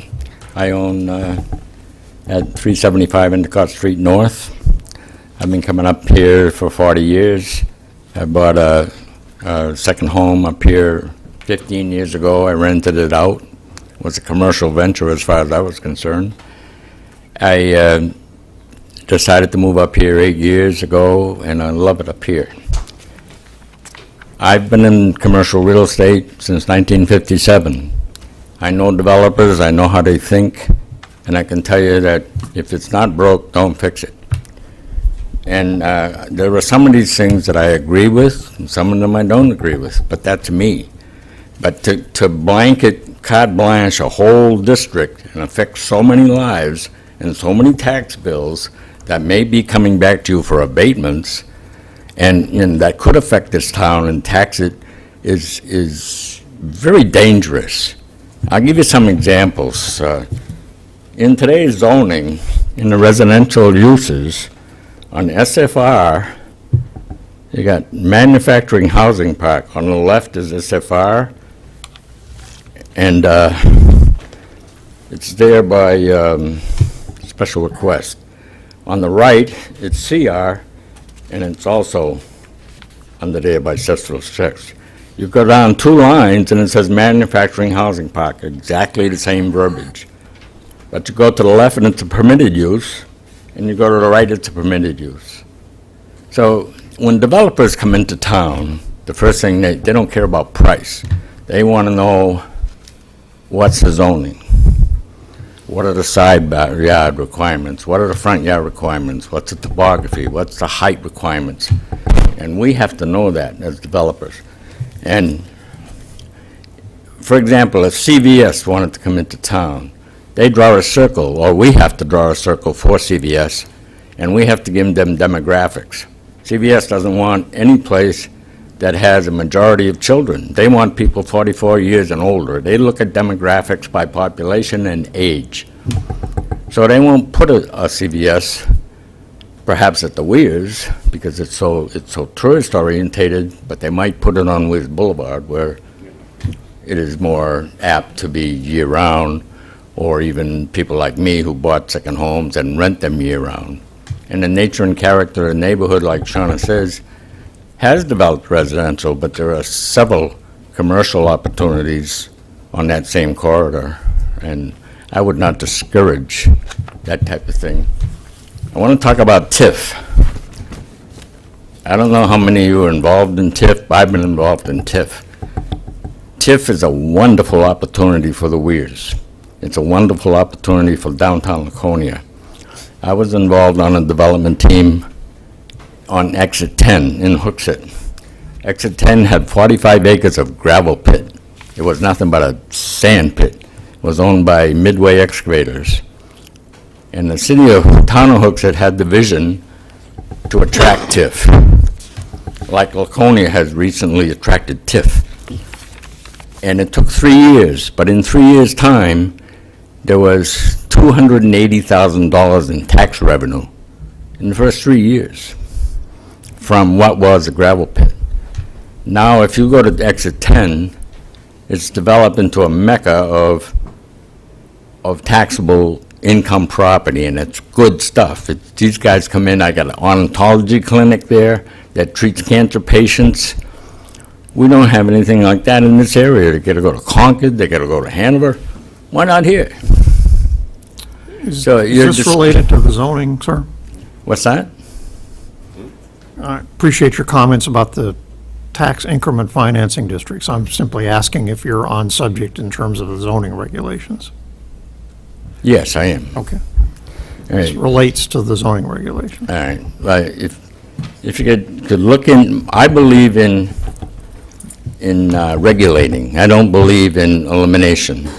And I'll give you an example. I'm sure you've sat in meetings and listened for sign requests. So a guy wants a 4x8 sign, and eventually it's denied. So he letters his truck, his 40x8 van, and he parks it on his property. So to eliminate is not necessarily good planning. It's to regulate. And to regulate a sign, a 4x8 sign, fine, you can have the 4x sign, but we want to see what it says, blah, blah, blah. I want to get back to TIF because TIF is important. I have the drive-in theater for sale at the Weirs. The drive-in theater is 13 acres of land. It has water and sewer. It has every amenity imaginable right across the street, owned by the city of Laconia. I can put a mobile home park on the drive-in. It's not elimination, it's regulation.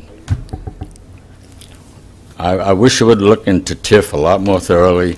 I wish you would consider this plan a lot more thoroughly because I believe it's going to create a lot of abatement requests and they will probably be justified. Thank you very much. Thank you for your input. Anyone else like to speak for the first time? Mr. Ganong.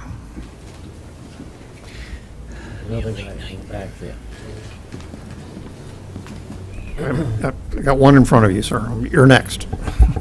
For the record, I'm John Ganon, 355, 357 Weirs Boulevard. Most of you know me.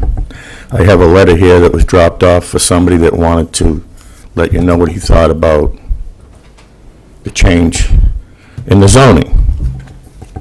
I'll make it short. I oppose it, and here's why. When I bought this property, I bought it as commercial property because I use it as commercial property. I paid dearly for this commercial property. I've paid the taxes on this property. It's been successful to me. I believe that if we make this change, that all of the people, not just the business owners, even the people that have a home, if they want to sell their home, and they want to sell it to somebody that's going to do hairdressing or whatever, they should be able to do it because they've been paying taxes on a commercial resort property. It's amazing to me that all of a sudden you just want to change this. We need restaurants, we need commercial down in that area. It is Weirs Beach. I've been here since, well, I don't want to tell my age, but 55 years. And Weirs Boulevard is part of Weirs Beach.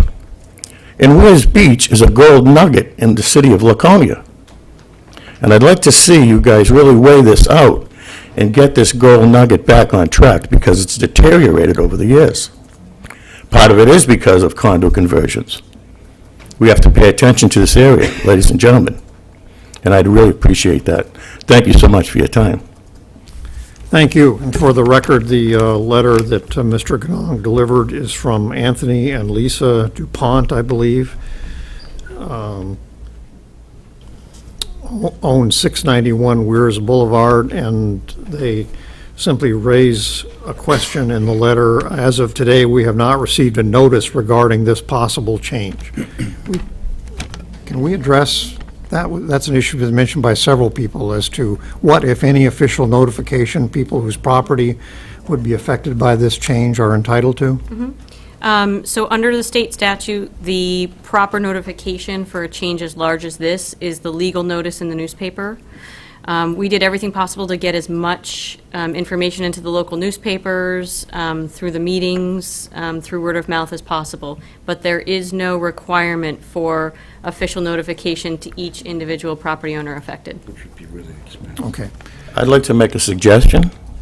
As a property owner, when I go to do something at my property, I have to send certified mail. To make a change like this, there should be a certified mail sent to these people so they would know. There's not really that many people on Weirs Boulevard that is single homeowners. Single homeowners. You're not going to change the condominium projects, but the single home people, they never got a notice. And a lot of them are still out of town. So to make this decision, number one, tonight is kind of tough. Most of the people, I don't think they know about it. Okay, thank you. You're welcome. So for the record, though, there is no legal requirement that each individual property owner be notified. Correct. Okay. Gentlemen, First time speaker, yes, sir. there's another one made back there too. Charlie. Good evening. My name is Bob Draper. My home is in Goffstown, but I own a cottage at Eastern Shores. And I'm not interested in seeing it change from commercial resort to commercial. Probably, I don't know how long ago these maps were made up, but I've owned for about 25 years, and when I bought it was commercial resort. And somebody thought it was the right thing to do at that time, and I still think it's right to keep it commercial resort, because you have the Margate being used the same way that it's been used in the past, and then you had Monaco Beach, I believe it was, which was bought by Margate, and then you have Eastern Shores now that used to be Swedish Village, where people could come up, rent a camp for a week or so, or whatever. That got condominiumized, and that's when I bought. But it's still being used by people that enjoy the lake and the view, and there's 23 units in there, and they probably pay over $100,000 in taxes to Laconia. The use is the same. Beyond Eastern Shore, I think there's 2 single-family homes. I'm not exactly sure where the cutoff is, but that's how they're being used, and that's how they were used 25 years ago. I'm fearful that if it's changed to commercial, somebody may put a 5-story building, hotel in there or something, which will block the view of people coming up the boulevard to see the lake. And I think people turn the corner at Shaw's and they see the Margate, the nice hotel, and then they look to the left and they see the lake, that's your biggest asset in Laconia. And I think you want to keep it that way. So I'm in favor of keeping that southern portion that you want to rezone as commercial resort. Thank you. Okay, thank you, sir. Any other first-time speakers? Way in the back there, Charlie? Mr. Foote.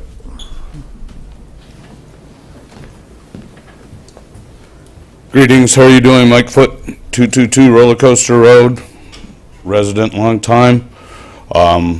Gatehouse Holdings up on Endicott Street North now. Some of the stuff here is fairly fascinating in that we've watched the development. I guess I want to speak first to the process here. The reason the task force got this from planning was it was a request that came to the city council. As it was handed down to planning, it was put to the task force. It was discussed. It was given thoughtful input from many people who are sitting here in this room, and we looked for input. And as we put this process together and put it forward, and we're able to present it to planning with a public meeting, now we're here in front of council with public meeting. It may be 1, it may be 2. But first of all, thank you very much for everybody who does come out and participate, because this is what the democracy is about. After that, the Weirs has changed significantly from when I was a kid growing up. It used to be all cool with pinball and honky-tonk, but society has changed too. As we became more affluent, it meant less about the pinball and maybe more about where we stayed. Cottage colonies became less popular, and they did move to condo conversions. So now we have development driven by developers, and this here is a spot where we can make a check for the city to be able to control the development as it sees fit. This is a consideration that's not done in any vindictive way. Once again, we all come out and we enjoy the input, but what this is looking at is actually protecting that high-end real estate that you own on the boulevard. I hear about our gateway going by the Margate, and when we look to the left at the south side, what is the first thing we actually see? Is a row of privacy fences. So half of us are deciding, oh, we want to see the view. The other half is, can we close it off and make it more closed? At no point in the master plan process has anybody said, I'd love to build a Dunkin' Donuts down in the middle of the boulevard, or do I want to open a CVS in the middle of the boulevard? Those things are taken care of at one end in the south side in the Guilford Plaza. And once again, in the other side, we still like to imagine that we're commercially or tourist-oriented. It has changed in the middle of the boulevard, and I think what should be assured is that these businesses that do exist there will be grandfathered. But in reality, it has changed over the past 20 years, and there are still another 290 houses to be built at Langley Cove. That's not 290 businesses. That's 290 residential units coming in. Whether they're condo or residence, it doesn't make a difference.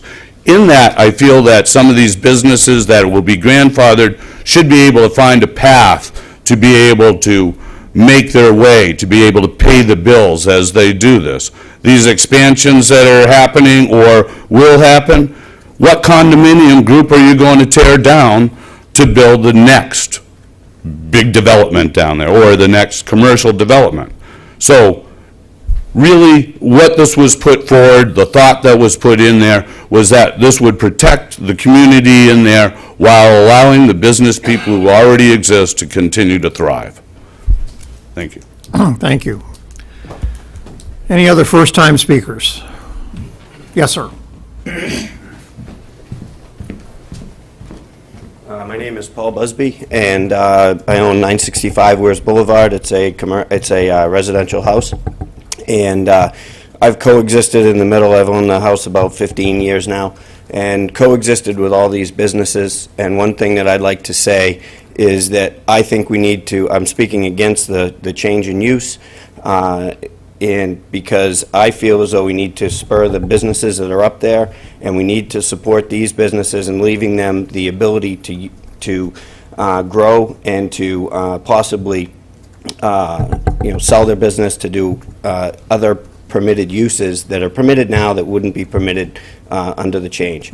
I think there are safeguards in place with zoning and with, as one other speaker said, if you go in to develop a piece of land, there's registered letters that go out. The abutters are protected based on those notifications when they go to planning board. So I feel as though there are safeguards in place existing to protect the residents up there, and I support leaving it the way it is. So that's all I wanted to say.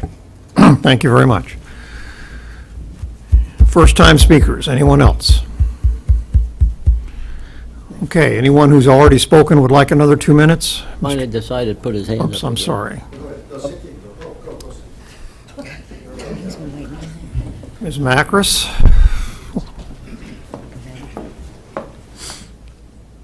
Hi, good evening. Cynthia Macris, Naswa Resort, 1086 Weirs Boulevard.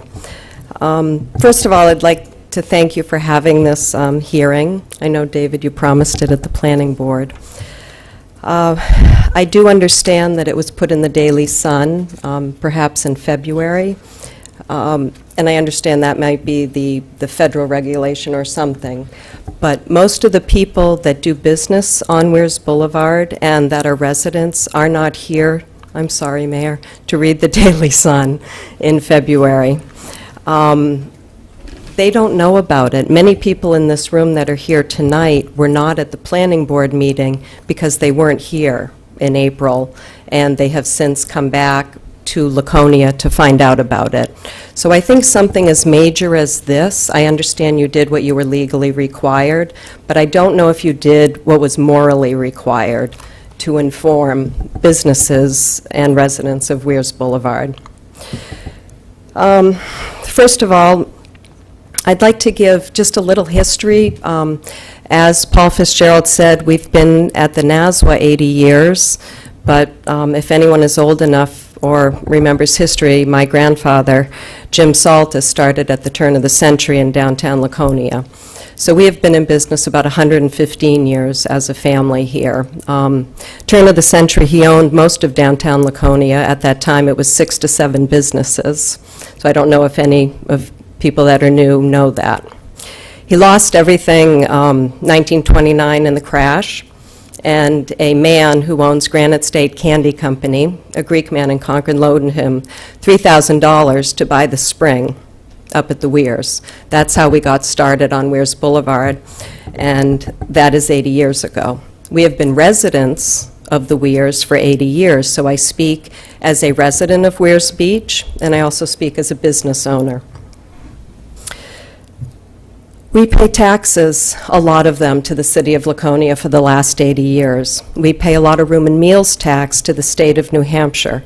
We employ 140 people, albeit it's 6 months a year, but it's still, we give 140 jobs to the city of Laconia.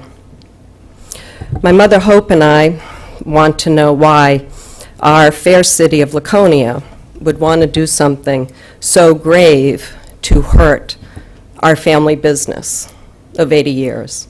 So that I do need an answer to. Because I've heard many things tonight, but I don't think that the people that were on the zoning task force or the planning board have thought about the ramifications for those of us that have been longtime business owners. At the planning board meeting, Shanna, you said that you had to protect the rights of the residents. What happened to the rights of the business owners at Weirs Beach. And I'm not talking just about the boulevard. I am speaking for all of Weirs Beach.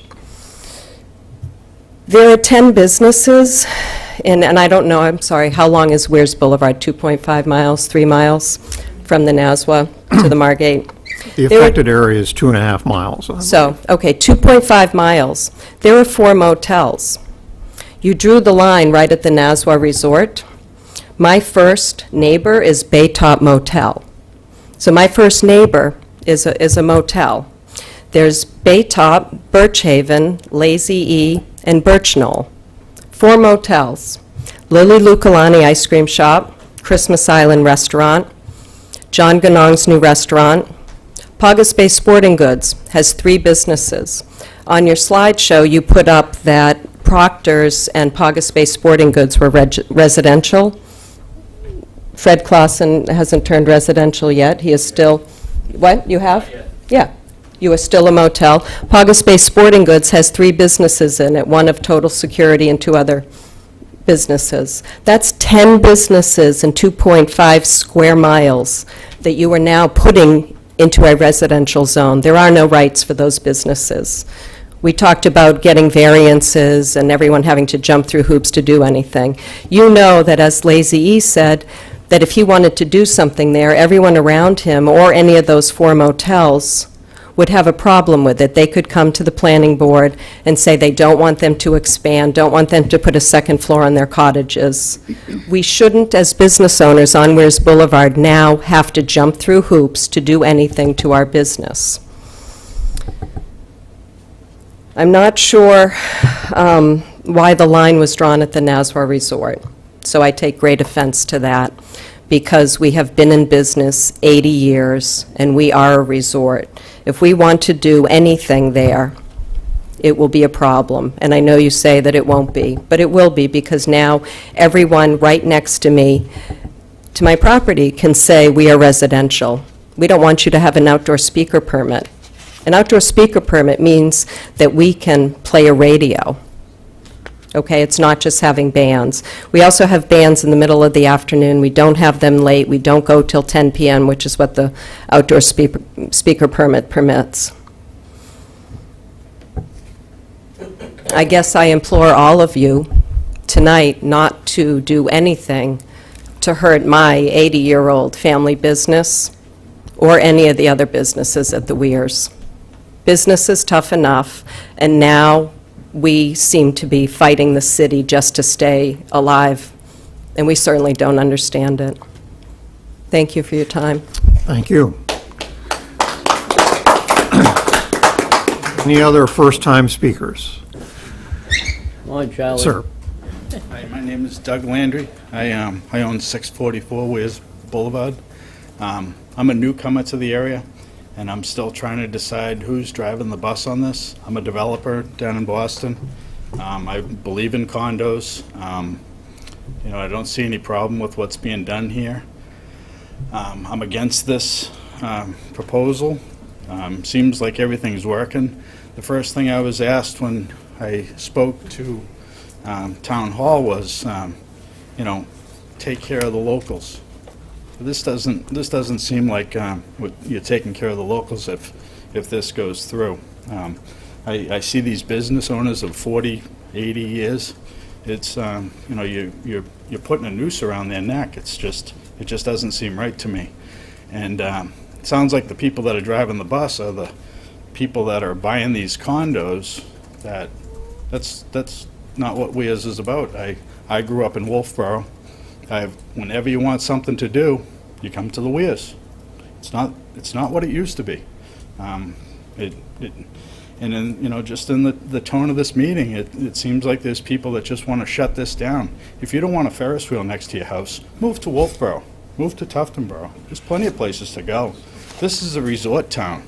These people that own this property, they put their lives into this, and that's who you're hurting if this proposal goes through.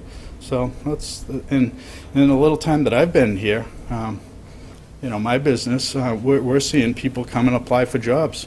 There's people around here that need the work. You know, all these condos that are coming in town, they're not bringing any jobs to the area, yeah, they're going to increase your tax base, and these people are going to eat at our restaurants, and they're going to go to our arcades. You know, maybe that'll make the area better, but don't strangle the businesses. I just don't think it's a good idea. All right, thank you, sir. Charlie's back there. Come on, Charlie. Mr. St. Clair, I don't know, that's a long walk for him. It is. It is.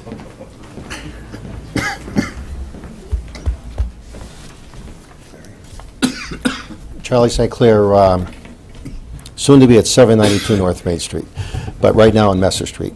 And I guess from listening to everybody, I'm the lonely voice from downtown Laconia, having a business downtown. And in spite of what some people think, Weirs Beach is not a day's drive away. It's just up the road a piece. And my business is directly affected by things that go on at Weirs Beach, period. Anything that brings people into the city of Laconia is good for my business. I cannot depend on local support for me to get through on the business the size I have.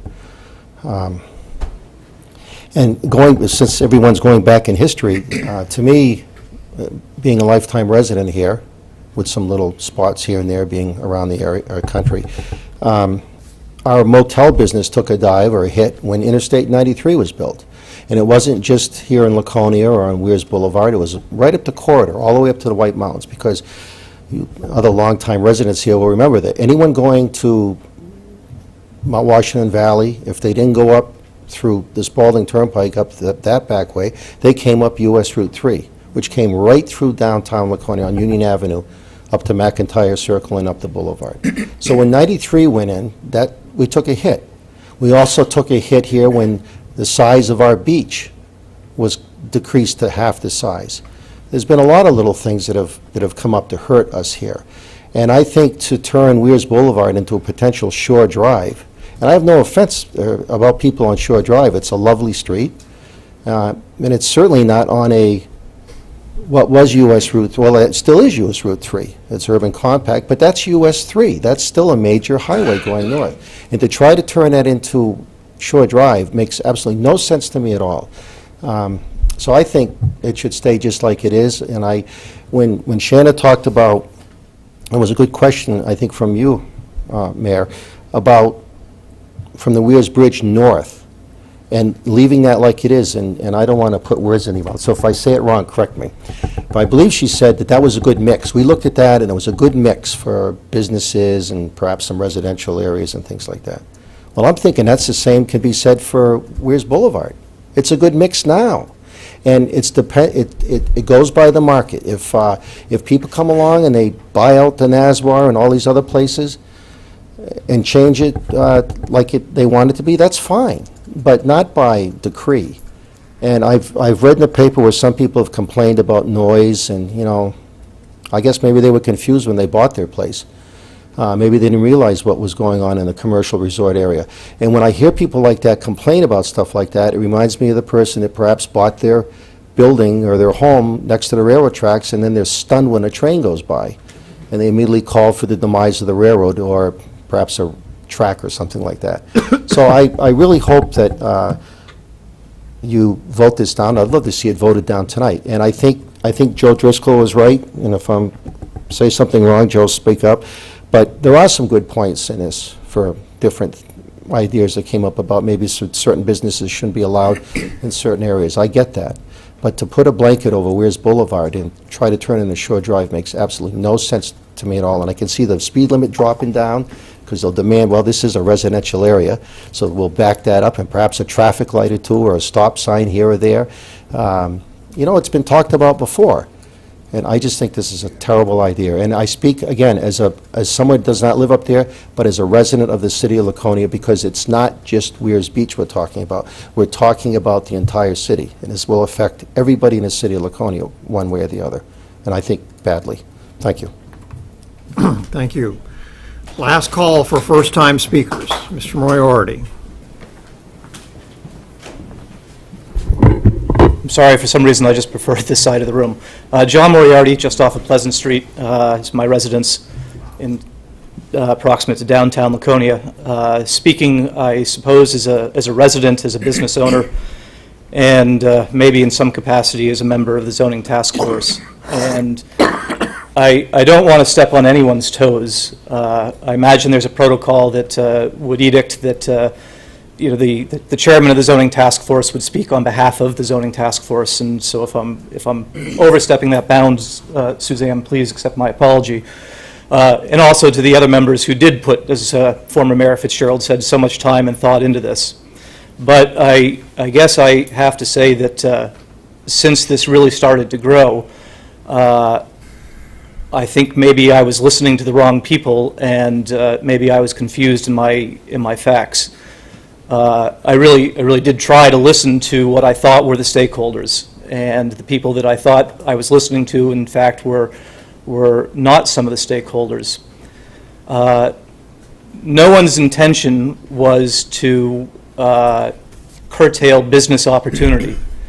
And as a family that's done business in Laconia and the Lakes region since, I don't know, 1892 or something like that, I can tell you, I get how hard business is, and it is uncertain. And I just want to say it. It's already been said tonight, but I mean, technology can change, financial situations can change, demographics can change. So many things can change that are unpredictable, and business is risky, and we all go into business knowing it's risky. But what we don't count on is that our government, which is by us, for us, will change in a way that gives us a disadvantage. I mean, it's hard enough to compete without your protractor helping your competition work against you. I look at this proposal with a question of, okay, what are the impacts on all of Laconia? What are the impacts on downtown Laconia? What are the impacts on our surrounding community? And one of the things that I would hate to see is us be unfriendly to business along the Weirs Boulevard, only to encourage said business to move to Guilford or Belmont or Meredith. I do think we need to be as pro-business as we can be in Laconia, and not pulling the carpet out from underneath people who have invested for generations, or even invested for 3 years. You invest with an intent to be able to do what you expect to do, even if you don't do it right away. We don't know what the master business plan is of some of the businesses that are in this area.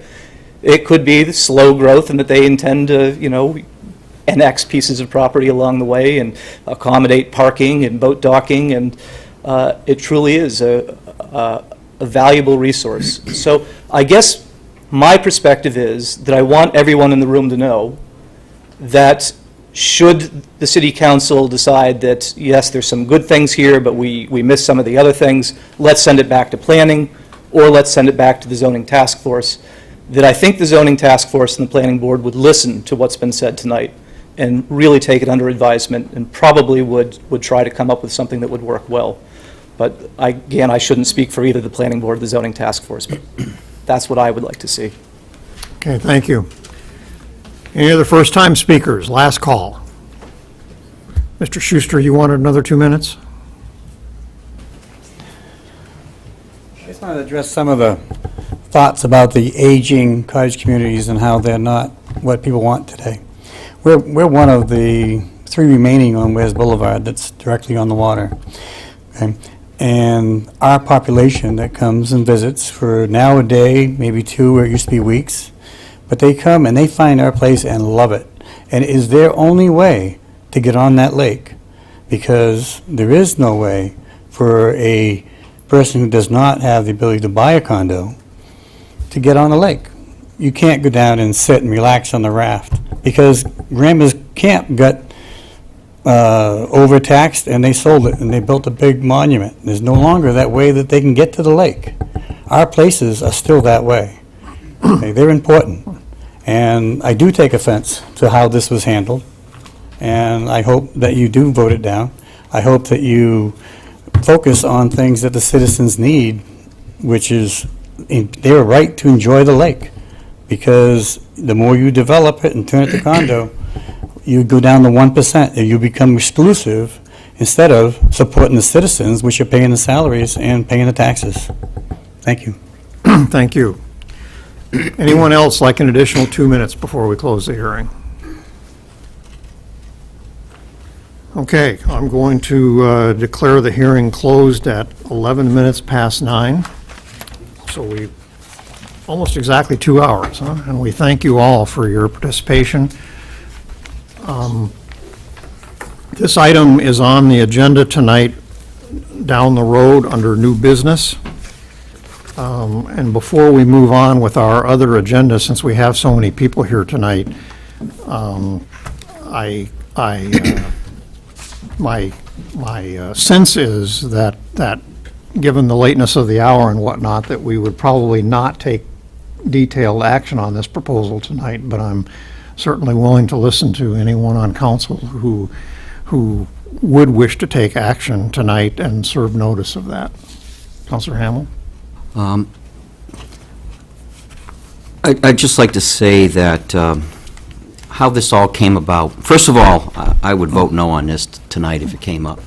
But I want you to know how this came about. The council asking the planning board to review the zoning in that area. There was a gentleman that had a business, and he's here tonight, and he tried to do something at that business. And he was turned down 2, 3, maybe 4 times. His only recourse was to go to Superior Court and to fight it there. Now, if you don't have the funds to do that, then obviously that's a hardship. So we asked the zoning, and there was another business that had that opportunity and ran that business at another part of the Weirs. It was a car dealership. It was zoned the same way, but he was denied.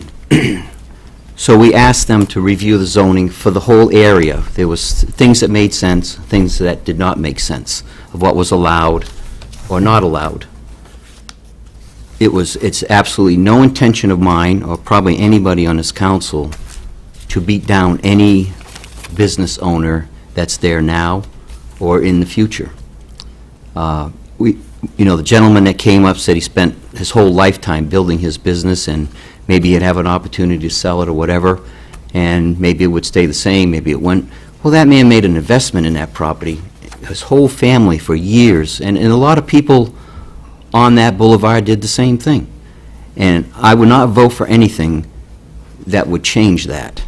You people work there, you're part of the community, you pay your taxes, as does everybody else in town. Everybody's got a business or whatever, a stake in Laconia.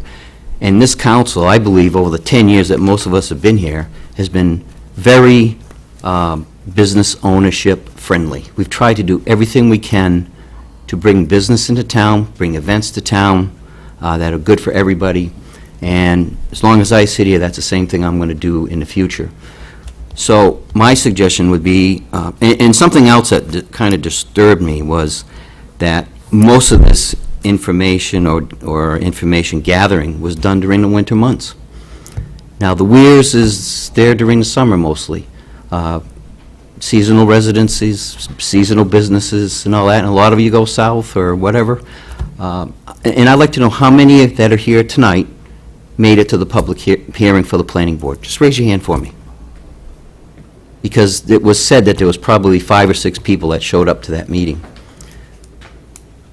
So what I would like to ask or recommend is that this be referred back to the planning department to go over the input that you had tonight and the concerns and come back with another thing that's more business-related and friendly.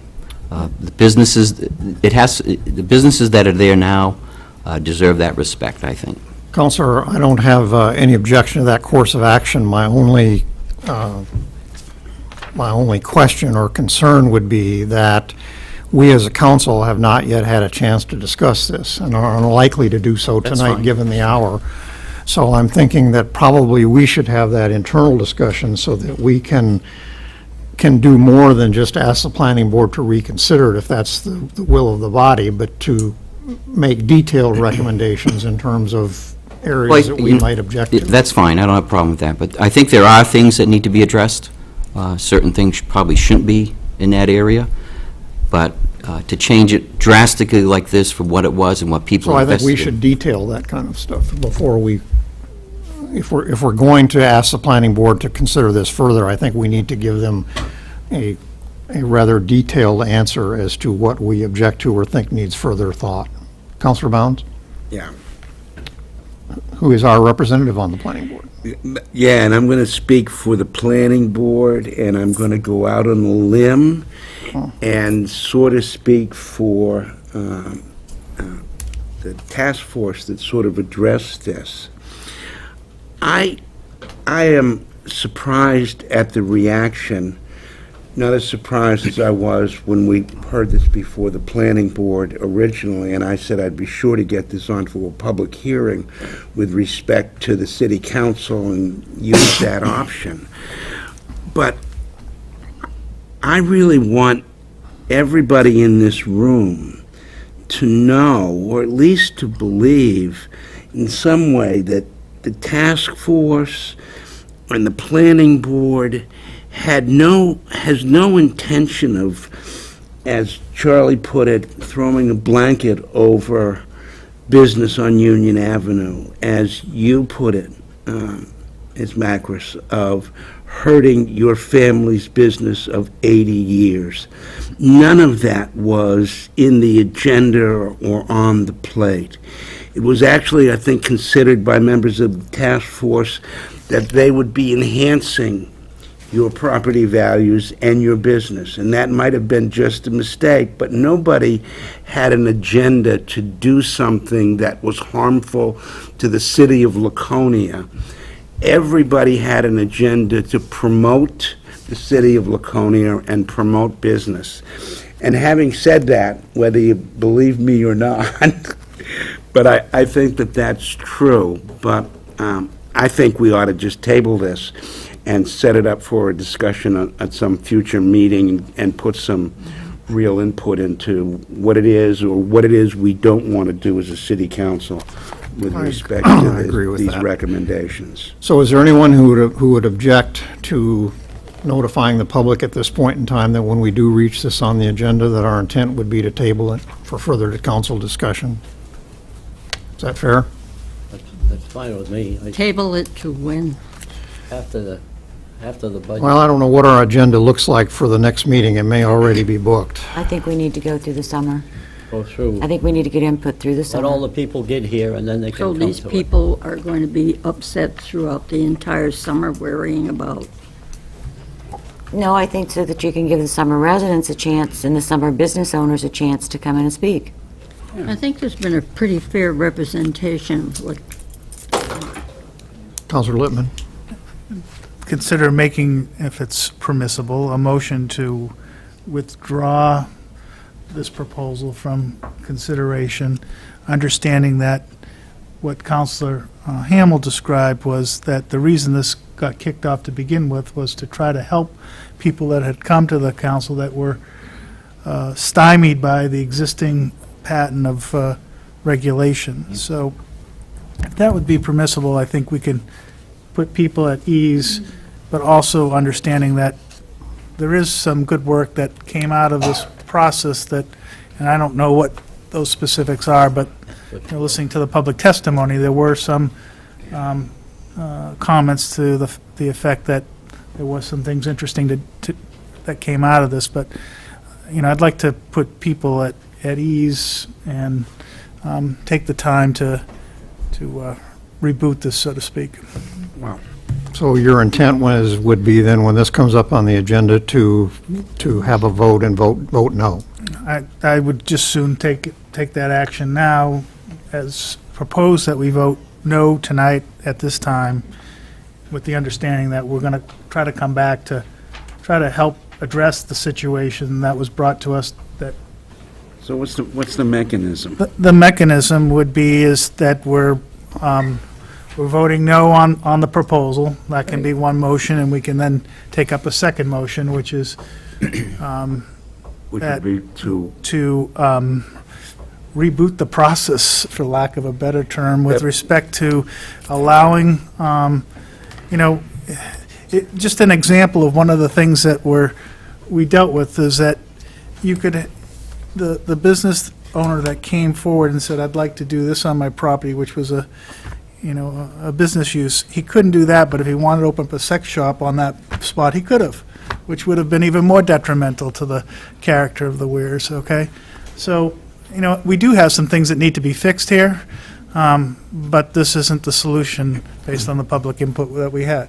And I do think that I'm not suggesting that this is the solution. And I'm just interested in the mechanism. Well, because, hold on. I don't think there's anybody on this council right now who's prepared to endorse this plan or vote anything but no in the future. But if we agree that there's some kind of improvement that we need to do, we need to have this discussion and send it back to the planning board for further review. If we just try to reboot the process, we're back in the same place we were when I opposed putting this to the planning board to begin with respect to these zoning ordinances. And that's how you voted, and I opposed that. And now we got this process. We're going to get right back in the same old mess. Nobody out there, if you have a belief that this council is going to do something with the zoning ordinance as it is, in light of the input, say so now. But I don't think I'm putting anybody in any kind of stress mode for asking to follow through with the process that you folks started. You just vote no now. When I'm done, I know you'll get your chance. If you just vote no now, you just scuttle the whole process that you began when we first referred it to the planning board. Now, I'm not going to say nothing else. Thank you for your time. We'll go to Counselor Bolduc, who hasn't been heard from. We voted down tonight, but we're going to come back and look at it again and give some more information from people that we hear from.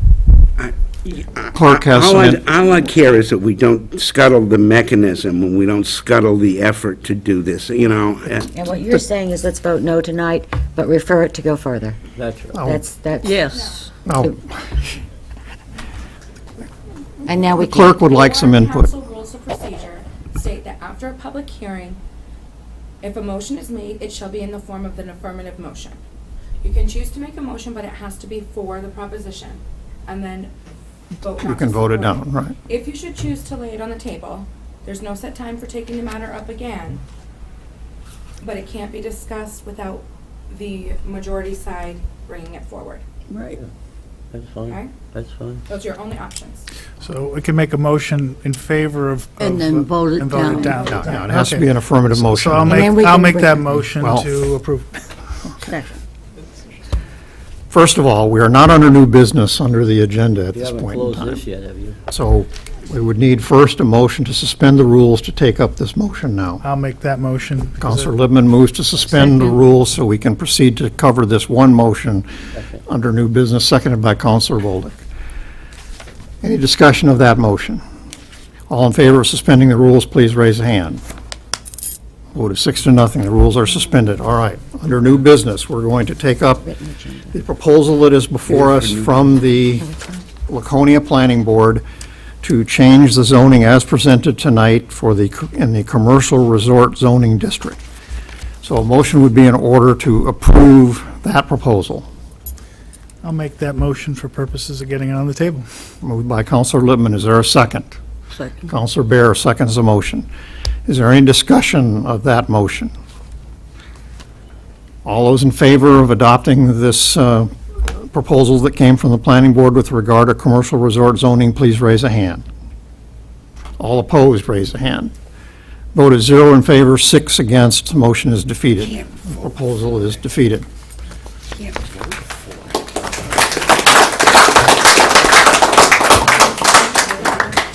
Okay, so where we are on this is at any point in time, should any member of council or the planning board on its own behalf want to revisit this issue, a new proposal, a new charge or whatever could be germane at a future meeting.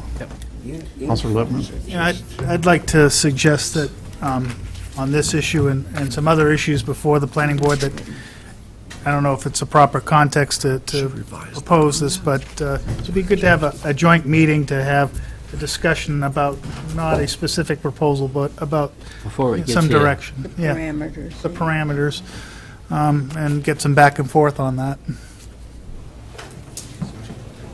Okay, I'll put that on a, yes, sir.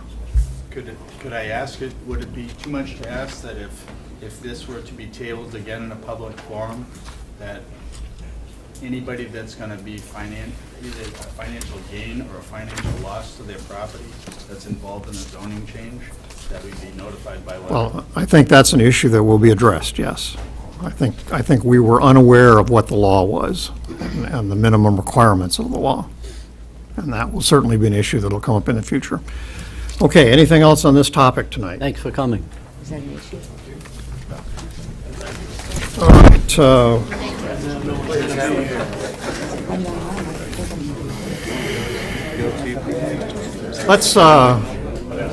let's recess for 5 minutes. Good idea.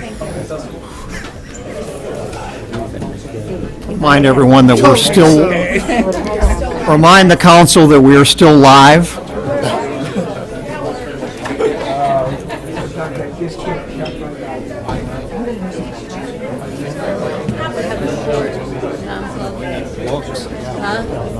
We need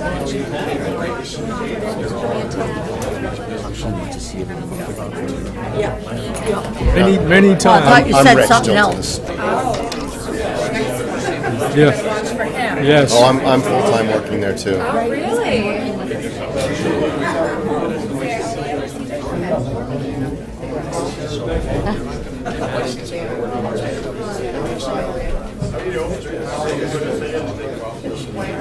I love it. Watch any golf?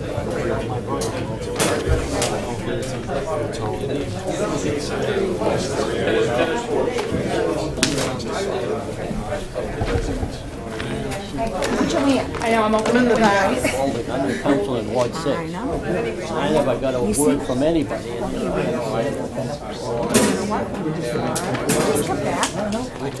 And, you know, I'm gonna wait for this thing up. The PowerPoint is all set and ready to go, and I have a clicker for you. Sorry. Right there. Oh, you're welcome. Oh, good. He sure does, you know. Well, I've been here 50 or 60. To wait on him all the time when he came in there. I know. It was so obvious. I just, you don't know where they're coming from. Yeah. You're welcome. Thank you. It wasn't.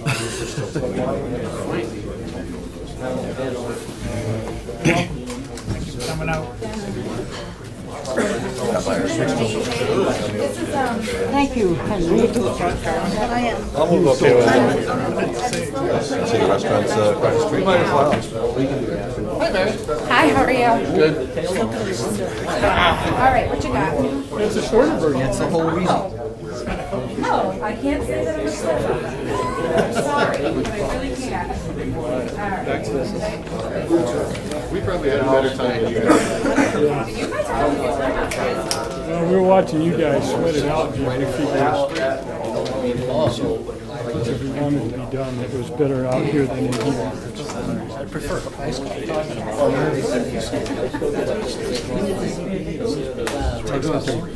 feed the animals. Swap them all over. Water what it does. Watching golf? We're working on it. I opened windows. There was just somebody. I read about that. You change. It's beautiful. I'd rather say. He was waiting. I have a little bit. I said, no, I wanted, which they didn't finish. And somebody from after the fact. It's been a long time. Well, they can make a rule to change, but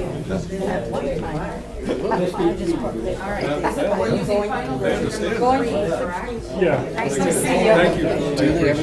to the residents. They said it was just a little bit. I'm gonna show you something. I started staying in my house. You gotta tell me, you gotta tell me. Yeah. Even better. It was the blue. Is this gray or Spray. tan? This is the blue, and That's then the there's the original. gray. Not that I would ever do that. So that's the part that I started I've staying. got them open. I opened 3 of them. I know. I had them open, somebody must have closed them because they got cool. Or they couldn't hear. House. Did half of it stop or what? Yeah, it's going to be two-tone. This windows are new windows, so those were the new shingles, so that's the primer coat, but that's going to be the color of the whole house. They could only do so much in 1 week. Is our guest from DOT still here? Yes, there's Yes, like they 18 of are. them over there. Yeah. We're gonna owe them overtime. The governor's Speaking gonna of call us. deals. There goes the state budget.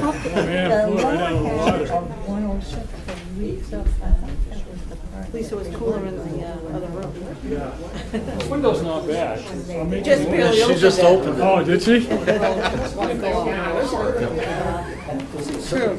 You're welcome to steal that seat. That's where they're always gonna start. And I thought they said that there was one stretch that wasn't included, but it's been back. 106 was the whole 6 miles all the way to 140. Oh, okay, all right.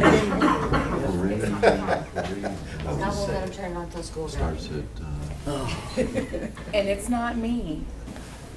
A few gentlemen thought you were going to be here this way. Hi, good to see you. We only got a half an hour left, we have closed. It's okay. We'll do our best. We were hoping for 5 minutes. Motion to extend. That was always. We've done that several times. Only 1,000 times. No, no.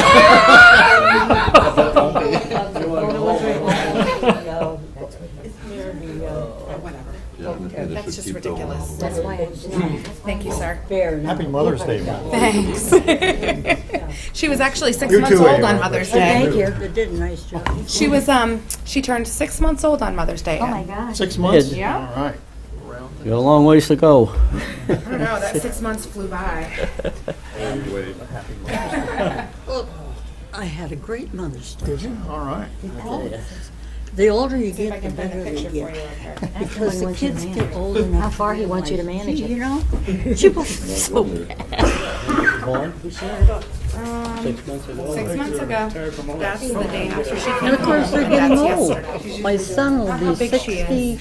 66 She in went to the doctor's October. today and she's 15 pounds, 5 ounces. My youngest will be 51. You're going to put her on a diet. My oldest is 39. I mean, that's pretty old. Yeah. Be 40 That's next your year. daughter? Yeah, she's 39. That doesn't seem possible, That but it was is. so much fun. Let's do it again, okay? Yeah, right. Tomorrow. Yeah, we have got one tomorrow. What's happening with the cows? That's Bernadette. Not supposed to Are be you out? drinking on the job.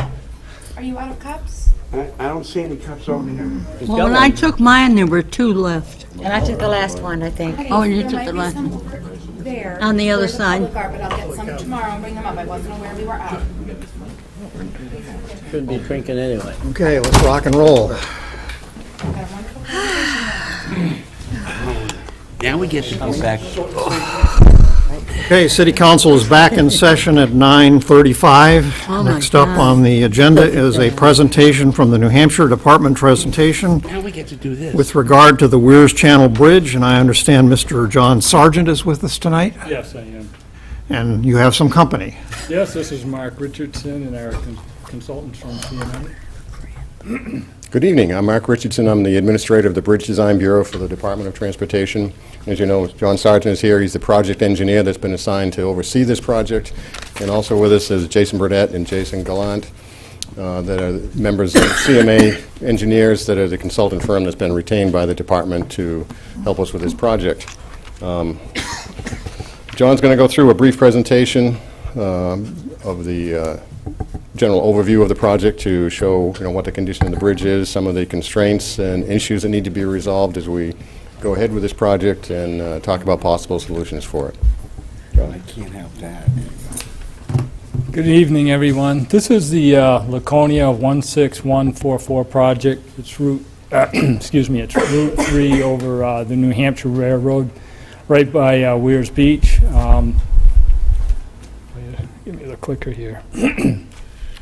Location, as I said, is right by Weirs Beach, and it's near the Lakeview Ave and Endicott Street, Channel Lane. I'll give you a few site pictures here just to kind of get you oriented, although I'm sure you're more familiar with it than most of us. Photograph on your left is looking north towards Weirs Beach. Photograph on the right is south, facing up towards the marina. The abutment on east abutment, west abutment. If you take a look at the west abutment, you'll see some split stone abutment moving into some concrete abutment. The original abutment was built in around 1880, 1890, the original railroad bridge. In 1933, it was widened with some mass concrete, which you can see there. As you move off to the mass concrete, this wing was also built as part of the widening of the bridge. This is looking west up Route 3. You're basically at Channel Lane. Now we're looking east down Route 3 by Lakeside Ave, or looking up Lakeside Ave. And I can stop or go back on any of these. There's Channel Lane, and across the street from Channel Lane is Endicott Park. Some few basic bridge facts. The bridge was put on the state's red list in 2009 and is currently hold the place of about number 40 on the list. Has a federal sufficiency rating 32 out of 100. Carries roughly 1,300 vehicles a day. That was a 2011 traffic count. 1,000 or 100? Excuse me? 13,000 or 1,300 vehicles a day? 13,000 vehicles a day. At sort of the peak time of the year when you have most of the tourists in. About 5% of that's truck traffic. It's posted speed of 30. We did some quick checks early on. April seems to be the last month before traffic significantly increases. So if you're doing some construction or something, kind of keep that in mind. The rail service on this line runs May to November. The superstructure itself, built in 1933, is what we call a cast in place. They basically formed a big concrete slab, put some reinforcing in it. It varies in length from 23 to 32 feet, and that's because of the widening. On the east side, the widening went out, and then they created the wing, so the span in that area gets a little bit longer, which raises some issues when you're trying to make some repairs to it. The other thing on the superstructure is it's a very narrow bridge. It's about 27 feet curb to curb. You also have a 7-foot sidewalk.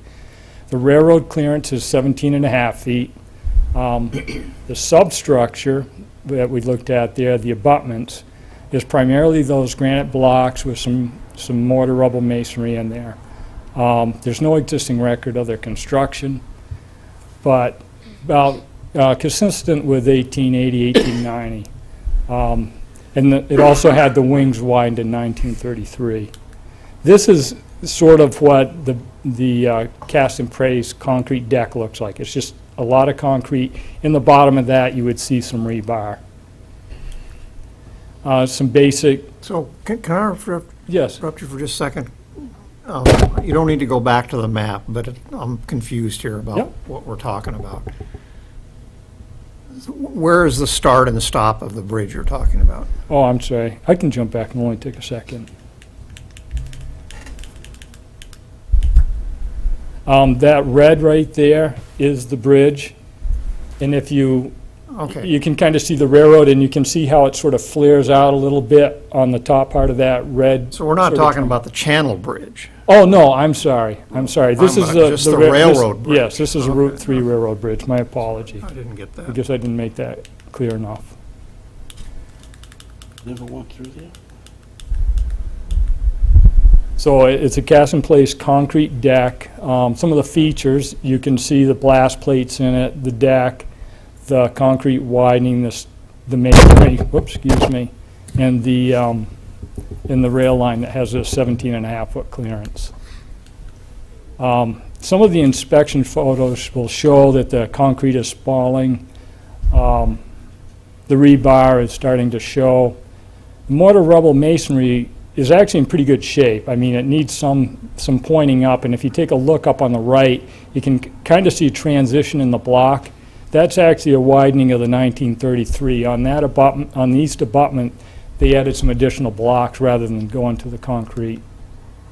Where the mass concrete abutment sort of mates into the mortar rubber masonry, behind it was the original flared wing, and it sort of traps some water. There's a weeper in it to help it relieve the water pressure, but it shows some deterioration with time. The basic summary of the inspection is that the superstructure is in very poor condition and something needs to be done with it. The abutments, although they're old, 1880 vintage with some 1933 concrete, is actually very square and stable, and it looks like with a little bit of rehabilitation we can maintain that. So we're, at this point, looking towards probably just replacing the superstructure part, and we're here to get some feedback on it and your What do you thoughts. mean by the superstructure? The superstructure is typically the deck, the top part. The abutments is the substructure, footings, wings, everything below the sort of the driving surface. A superstructure on a typical bridge that you might see driving down the highway will consist of the steel girders with a concrete deck on top. So oftentimes the concrete deck will take a tremendous pounding from the salt and the trucks. You'll get 20 to 35 years out of it. Oftentimes you'll see us tear off the concrete part, retain the steel, put a new deck back on it, and keep going. This one was a solid concrete deck, in effect almost a whole bunch of little tiny concrete beams laid together to create what we call a deck slab, and it was cast in place, not cast somewhere else, trucked and laid in, which is consistent with 1933 construction. So that's kind of the difference there. Excuse me. Now, design considerations for this project is, as we're going forward, is one, the very narrow roadway. Line of sight, if you take a look on your lower right, you can see the concrete rail. So if pedestrians are crossing, there's a crosswalk just beyond that down Lakeside Ave. It sort of blocks your view a little bit. That's one of the things we sort of look at. There's a lot of utilities in this area. Public Service has a 35 kilovolt line and a couple 5,000 kilovolt lines. We just found out this morning that Fairpoint in the sidewalk has 9 4-inch ducts that are main feeders. So rather than just being a plain concrete, there's some utility concerns here we have to look at. The other thing when trying to do some work on a bridge is access and traffic control, which is really going to be probably the driving forces in this project. You have an intersection on both ends plus the park entrance. So if you're dealing with lights and things, there's a lot of timing cycles and long cycle lengths. It's located in a tourist area. There's a lot of attractions. There's a lot of traffic. The railroad clearance of 17.5 feet is about the minimum we can go. If we wanted to raise it, as you're coming down that hill, you're sort of in a sag vertical curve, then you crest vertical curve over the roadway. If we were to raise the bridge at all in the construction of it, you'd very quickly affect the side streets and the way they come in and the scope of it and the size of the project and the time of the construction would grow a significant amount. So those are sorts of some things to keep in mind. The detour length in this one can be fairly long. Some bridge improvement options. The superstructure, which is the cast-in-place slab, you know, we sort of looked initially, and this is very early on in the process, and we're just trying to get a sense of what our options are and what sorts of things we can weed out. We looked at the more traditional steel stringers, steel beams with a concrete deck on it, but it's actually a little bit deeper in this setup because it's short. The deck is already 8 inches thick, and then you have the steel underneath it, which would mean raising the road, chasing it up and down the road in order to maintain the railroad clearance. You could do a cast-in-place concrete deck just like is there now you have a lot of construction time involved in the forming of the decks. And it's a viable option. It's just a little bit slower. We're tentatively leaning towards a precast voided slab, and I'll have a slide coming up here that sort of shows it a little bit better. On the bridge rail, you know, you could do the same sort of concrete rail that's there now or something similar. There's safety concerns with sight and crash resistant on that. The T4 is a traditional sort of nondescript 4-bar rail. Yeah, it's crash worthy. It's been tested by the feds, and you have some sight line. One of those things to keep in mind. The substructure, although it looks old and tired, you know, we need to address some of the deterioration, but there's not so much that it can't be rehabilitated. So we probably at this point wouldn't start chasing a replacement. We'd look at rehabilitating. This is a sort of a voided slab deck. It's precast. They come in 3 and 4 foot sections, and you can mix and match them as you need to create the width you need. And the beauty of these is they're cast off-site.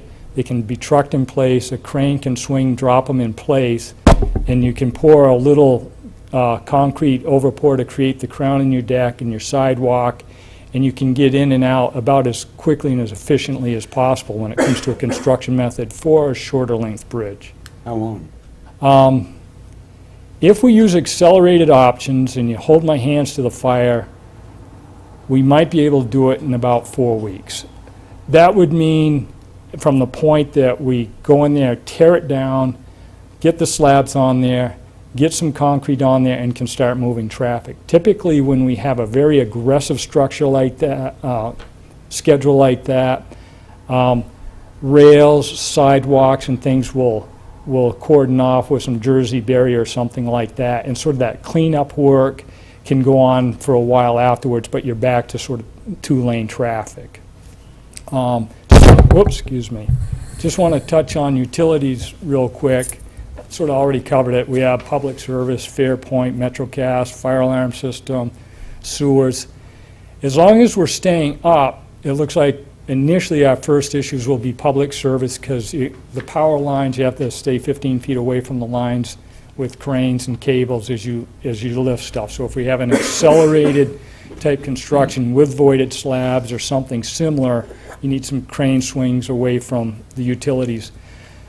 Initially, if we go with an accelerated option, a lot of this stuff would be done ahead of time, moved off site or enough so that you could do it. So when you get into the actual demolition and reconstruction, this work would all be done ahead of time so you can get traffic back on there quickly. There's a lot of cultural resources in the area, historic, so there's a lot of different groups we're involved with on it. Natural resources, wetlands, believe it or not, the cattails on the side may be classified as a wetland, so if we actually got into doing significant substructure work, there'd be more permits involved. There's a potential for hazardous materials in the area, invasive species, air, noise, the historic properties and public parks, sections covered under 4F and 6F, the purchase by federal funds that Endicott State Park falls under, are all different agencies we're dealing with on this project, just to give you a little bit of background of what's going on behind the scenes. Right away, it's pretty tight.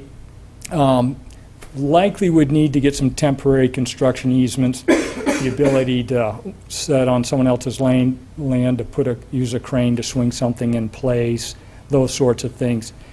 Initially, we don't think we would be in the point of needing to purchase right away or anything like that. There's really 2 basic alternatives for construction of this type of bridge: phased construction or bridge closure. Phased construction, the drawback is it ends up being more costly both in time and finances. It could be about 4 months long. You've got to also work around the time of year that you have heavy tourists, so you might be trying to work during winter months. Winter puts a lot of constraints on the speed of which construction can be done. It's a narrow structure. Typically, you need a nice wide structure with good wide shoulders on it so you can move traffic back and forth as you're doing some construction. Here's just a real basic thing. You have the existing bridge, you demolish half, you build half, you move the traffic over, you demolish the other half, build the other half, and since this one's so narrow, you'd have to create a third phase and then come back and put the sidewalk on. The closed option is simply closed, use the accelerated bridge construction techniques, get in and out, probably around 4 weeks if you really worked it hard. If you used more standard techniques, it'd be more like 8 weeks. Detour length is long on this project, about 18 miles or about a little under a half an hour if you went with a full bridge closer and people needed to get around. This is an aerial just to give you a little bit. If you had the close option, one of the issues we're concerned with is emergency response and wondering if there's somewhere in the network of roads that emergency vehicles could use, but the everyday traffic trying to handle a high volume of traffic wouldn't be allowed to use. Next steps, we're going to kind of want to review comments you guys have. We'll meet with have another meeting, public informational meeting, continue to talk with cultural resource agencies. So at this point, we kind of want to pick your brain a little bit, see kind of what your thoughts are, your questions are. Does anybody have any questions? I have Yes. a concern. Your public informational meeting Yes. to be held June 17th, Yes. that's right in the middle of Bike Week, Oh, okay. which is right in the middle of the Weirs. Mary, I may be calling you tomorrow.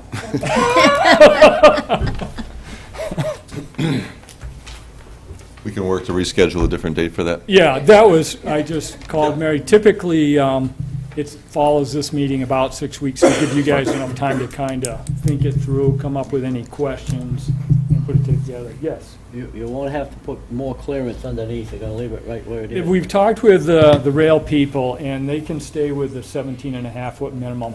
You're right that on some trails where they think someday they'll want to put a scenic car, they want the 22.5 feet. They're okay with staying at the 17.5. They don't want to go any less. And the one thing about the voided slab is its profile stays very similar to the cast in place depth-wise. But again, this is all very preliminary. We're really open to whatever you guys have for observations. You know this area a lot better than I do.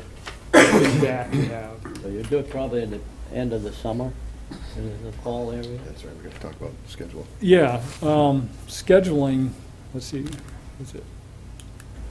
These are kind of some of the points that we thought needed to be addressed. How you guys, if you went with a closure, how would you handle emergency vehicles? What would you like to do there? Do you have mutual aid with some of the towns? School bus routes? Do you want to face construction and go out much longer? It'll be difficult because of when asphalt plants open in April and needing a certain amount of cure time before you can put asphalt on it. Something to consider. Any thoughts, any questions, or? Are you on the last slide there? Yeah, I just kind of Okay. been bouncing All right. through. I'll start out with one question. What input do you have from the Bureau of Rails in terms of what they see as the future use for that underpass? Haven't I mean, if really- we're going to build something that's going to last 50 or 100 years or whatnot, what is their input on that in terms of size, that sort of thing? They have kind of given their blessing to maintaining the existing dimensions they have there now. They're comfortable with that, but we continue to talk with them on that. They're just downstairs. So they don't see a future of high-speed rail or Not at some this- sort of commercial service that would require an upgrade or anything like that? Nothing that we've heard of, and I can ask that. Yeah, the state of New Hampshire owns that rail line. I understand that. That's why I'm asking. So, I mean, they lease it to a tourist railroad now that You're not talking about, oh, I'm sorry. very slow-speed occasional use. Right. Right. We're not anticipating that the use of the track will expand to where additional measures or precautions will have to be taken with this bridge. We expect that, at least for the foreseeable future, that the current use will remain in place, Forever. at least as far as we can estimate. Okay. Well, there's other options, should it be necessary to gain more clearance. You know, in other places, they have lowered the tracks rather than trying to raise the roadway, so that's been done in other places. It is very expensive and has to be carried out quite a distance. What about widening the opening? How difficult would that be? You mean, so we actually pull the abutments back or something like that? That's a lot of work. It greatly increases the scope. Initially, it doesn't seem like something we'd be addressing because the substructure in itself has been there about 125 years and doesn't show any real signs of moving or failing, other than some of the little bit of deterioration we've gotten in the corrosion from what appears to be water and standard freeze thaw. Essentially, that would require a complete bridge replacement with a much longer structure. So anybody here want to argue for closing the bridge for 4 weeks? I'd like to see it close and get it over with. Really? And emergency, they can go over to the other street there that goes on to Parade You're Road. next to Roller Coaster Road, though. They still take to get to the post office, We that means I'm gonna closed go Church 18 Street. miles. I mean, we recognize it's a very To do my difficult site. recycling, I'll go 18 miles. You're gonna do it either in the early spring or late fall? Yes, that would be the goal. There's not too many people From the now. bridge, back Yeah. around. So those people, a mile from the train. I mean, the only alternative route is Roller Coaster Road, right? Yeah. Yeah. Well, there's nothing else. Hilliard doesn't go through. And that's not that far. I mean, The difficulty is that if we go with the phase construction, there's a lot of traffic turning movements right at the bridge with all the driveways and roadways coming together on each end. And with the amount of traffic and the alternating one-way traffic flow, Right. it's going to constrain the contractor with the amount of time it will take him. It's you know, much more time-consuming to be constrained like that, so that we're estimating it would probably be a 4-month project. So the contractor would have to start work in probably February to be able to hopefully complete enough work to have the roadway open so that it does not affect your entire summer. But if we're looking at February, March, April, May, that's pushing right up against the June. Let me interrupt you for just a second. Would like to entertain a motion that we extend the meeting time conclusion to 10:30 PM. so move. Moved by Counselor Bolduc, seconded by Counselor Hamel. Any discussion? All those in favor say aye. Aye. Any opposed? Thank you. Motion carries. I'm sorry to interrupt you there. We're legally required to adjourn at 10 o'clock. So How about starting in mid-March? Could a lot of the prep work be done in mid-March, so it would be done by mid-April? Well, if we went with a full closure, we were kind of leaning, initially thinking April would be the month to do the full closure. That would give them the fall to move, you know, they can be off-site basically, moving utilities and prepping and doing that stuff, so that when April 1st comes, they hit it hard, they hit it fast, and then by the end of April, have it back. That's the open. only solution, really. That's the Well- only solution. And this is the early part of the process. We're not holding you to anything. We're just trying to get a sense of what you guys are comfortable with and would like to try and move forward with, and what we can sort of bring to the informational meeting to the town, city, to get the public's opinion and their feedback. Initially, from what we're seeing, voided slabs been used a lot. They're quick, they're durable, they're strong, they work great in this sort of situation. The closure is nice. You have real traffic concerns here. You have intersections. It's sort of, neither solution is really wonderful here, and it's kind of which pain I think you guys are most comfortable with. And we really just want you guys to really think it through, give us your feedback. I don't need it all tonight. I'll pester Mary tomorrow, because I'm going to be pestering her tomorrow and after that. These slabs, is that similar to what they did on the bridge in Winnisquam? So those were slabs and they were cabled together.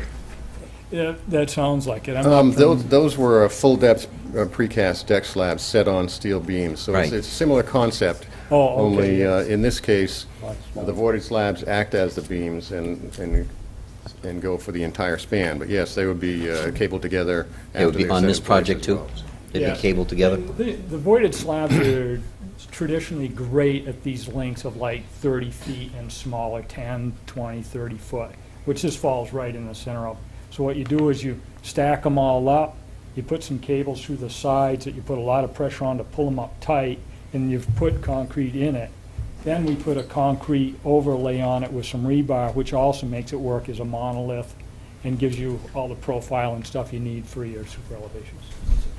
Counselor Bolduc? What I would like to suggest is to, when you get all the information, is to come back here and notify the people at the weirs who it's going to affect more, and give them the option of either closing it for 1 month and going around, or closing it for 4 months and keeping one lane open.